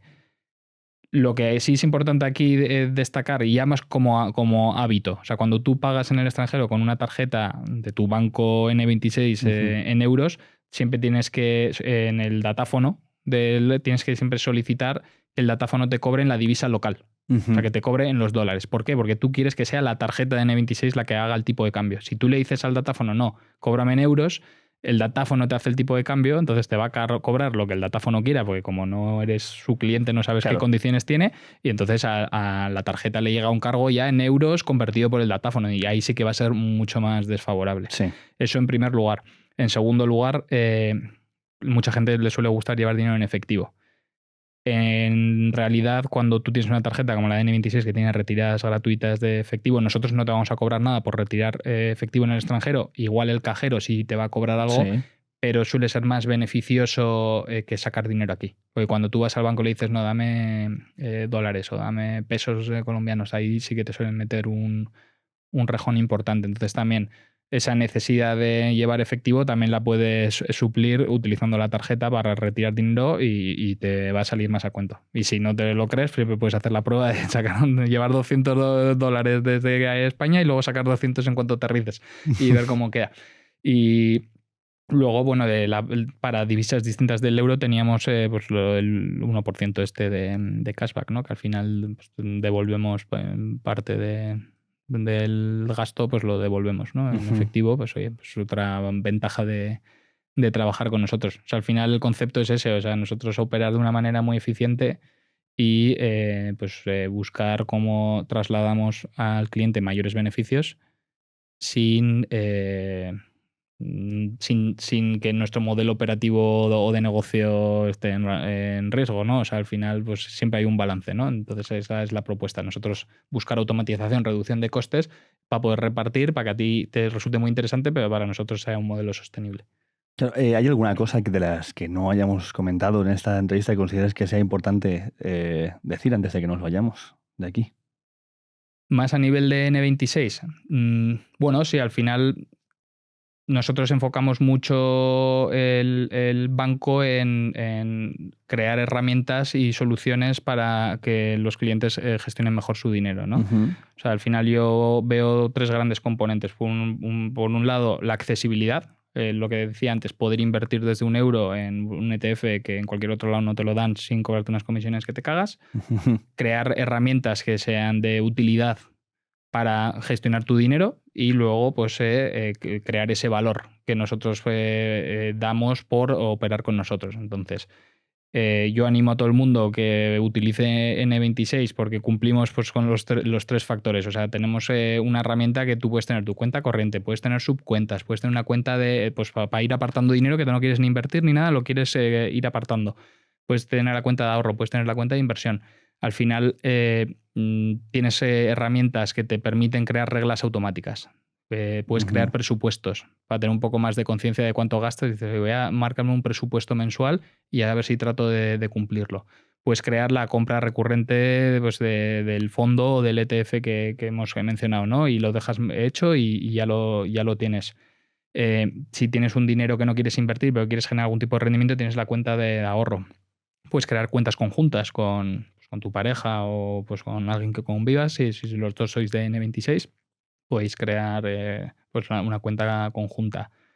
¿Qué más? Bueno, tenemos luego pues, la parte de préstamos que son préstamos personales, son préstamos que son caros y que hay que utilizar con mucha responsabilidad porque al final un préstamo personal es un préstamo pues, que no tienes ninguna garantía de que como banco de que te lo vayan a devolver, entonces el precio viene asociado pues, a ese riesgo, ¿no? Entonces, a diferencia de los préstamos que decía antes para invertir o los hipotecarios, que tú tienes un activo que respalda como garantía el préstamo, pues un préstamo personal no hay más activo que fiarme de ti y de que me lo vais a devolver. Entonces, nosotros tenemos ese producto porque en España es muy demandado, pero sí que lo enfocamos como pídelo para algo importante. No lo pidas para irte de vacaciones porque si no tienes dinero para irte de vacaciones ahora, salvo que vayas a recibir un dinero a futuro, igual Claro. lo que tiene que pasar es que no te tienes que ir de vacaciones y ya está. Pero oye, si quieres cambiar de coche porque lo necesitas para trabajar, si quieres estudiar y crees que a través de esos estudios pues vas a generar mayores ingresos a futuro, ¿no? Porque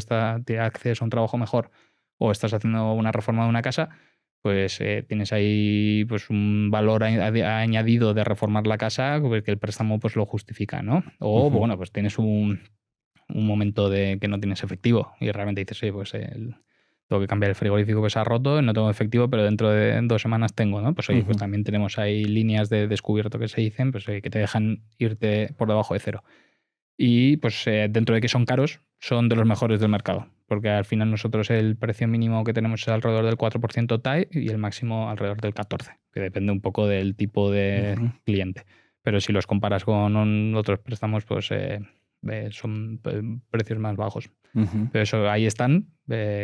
Yo no hablo mucho de ellos porque por lo general prefiero que la gente Claro, que ahorre y que ahorre, que tenga invierta pasta. y que Sí. tenga pasta, pero bueno, incluso si estás invirtiendo y tienes ahí un patrimonio acumulado con muchos beneficios y tienes una necesidad de efectivo, también puedes valorar, decir, oye, voy a desinvertir, pagar impuestos porque necesito dinero que sé que dentro de un mes lo voy a recibir. porque tengo que cambiar la caldera de casa. Pues, oye, pues igual lo pides y dices, oye, pues pago los intereses un mes y no toco mi jubilación, ¿no? Pues sí, ahí lo tienes. Pues gracias, Antón, por venir hoy a contarnos un poco este cúmulo de cómo funciona la pasta, las pensiones, los ricos, todo esto, y de explicar un poco también, porque claro, nosotros hacemos las promos que hacemos, tenemos un minuto para explicar a la gente en qué consiste y qué tal nos la cuenta, pero creo que hablar en profundidad de por qué también hemos decidido nosotros correr con vosotros, porque claro, una cosa es que te llega un sponsor y te ofrezcan pasta, pero otra cosa es que tú sientas que está alineado con lo que tú quieres hacer y que no estás jodiendo a la gente por sacar tu pasta. Y nosotros sí que estuvimos bastante buscando a ver qué pasa aquí con esta gente y nos quedamos bastante contentos con lo que encontramos y con lo que vamos viendo, y también la gente que ya se ha ido viendo cuentas nos ha ido diciendo, hostias, tío, qué guay tal, colegas, familia, Sí. y alguna gente que nos sigue en el podcast. Así que, gente, pues ya está. Haceros una cuenta en el 26, a malas no te cuesta nada y te dan pasta, y así no te gusta, pues tú verás, pero que está bastante... Sí, sí. está bastante bien. Y por favor, el plan de inversión todos los meses. Todos los meses Obligatorio para todos los oyentes. Y dentro de 5 o 10 años me mandáis un mensaje ahí por Instagram y me decís si tenía razón o no. Espero que sí. Perfecto. Abrimos apuestas. Nada, nos vemos en otra. Gracias de nuevo, Antón. Gracias, gente, por vernos y hasta luego. Hasta la próxima. Gracias.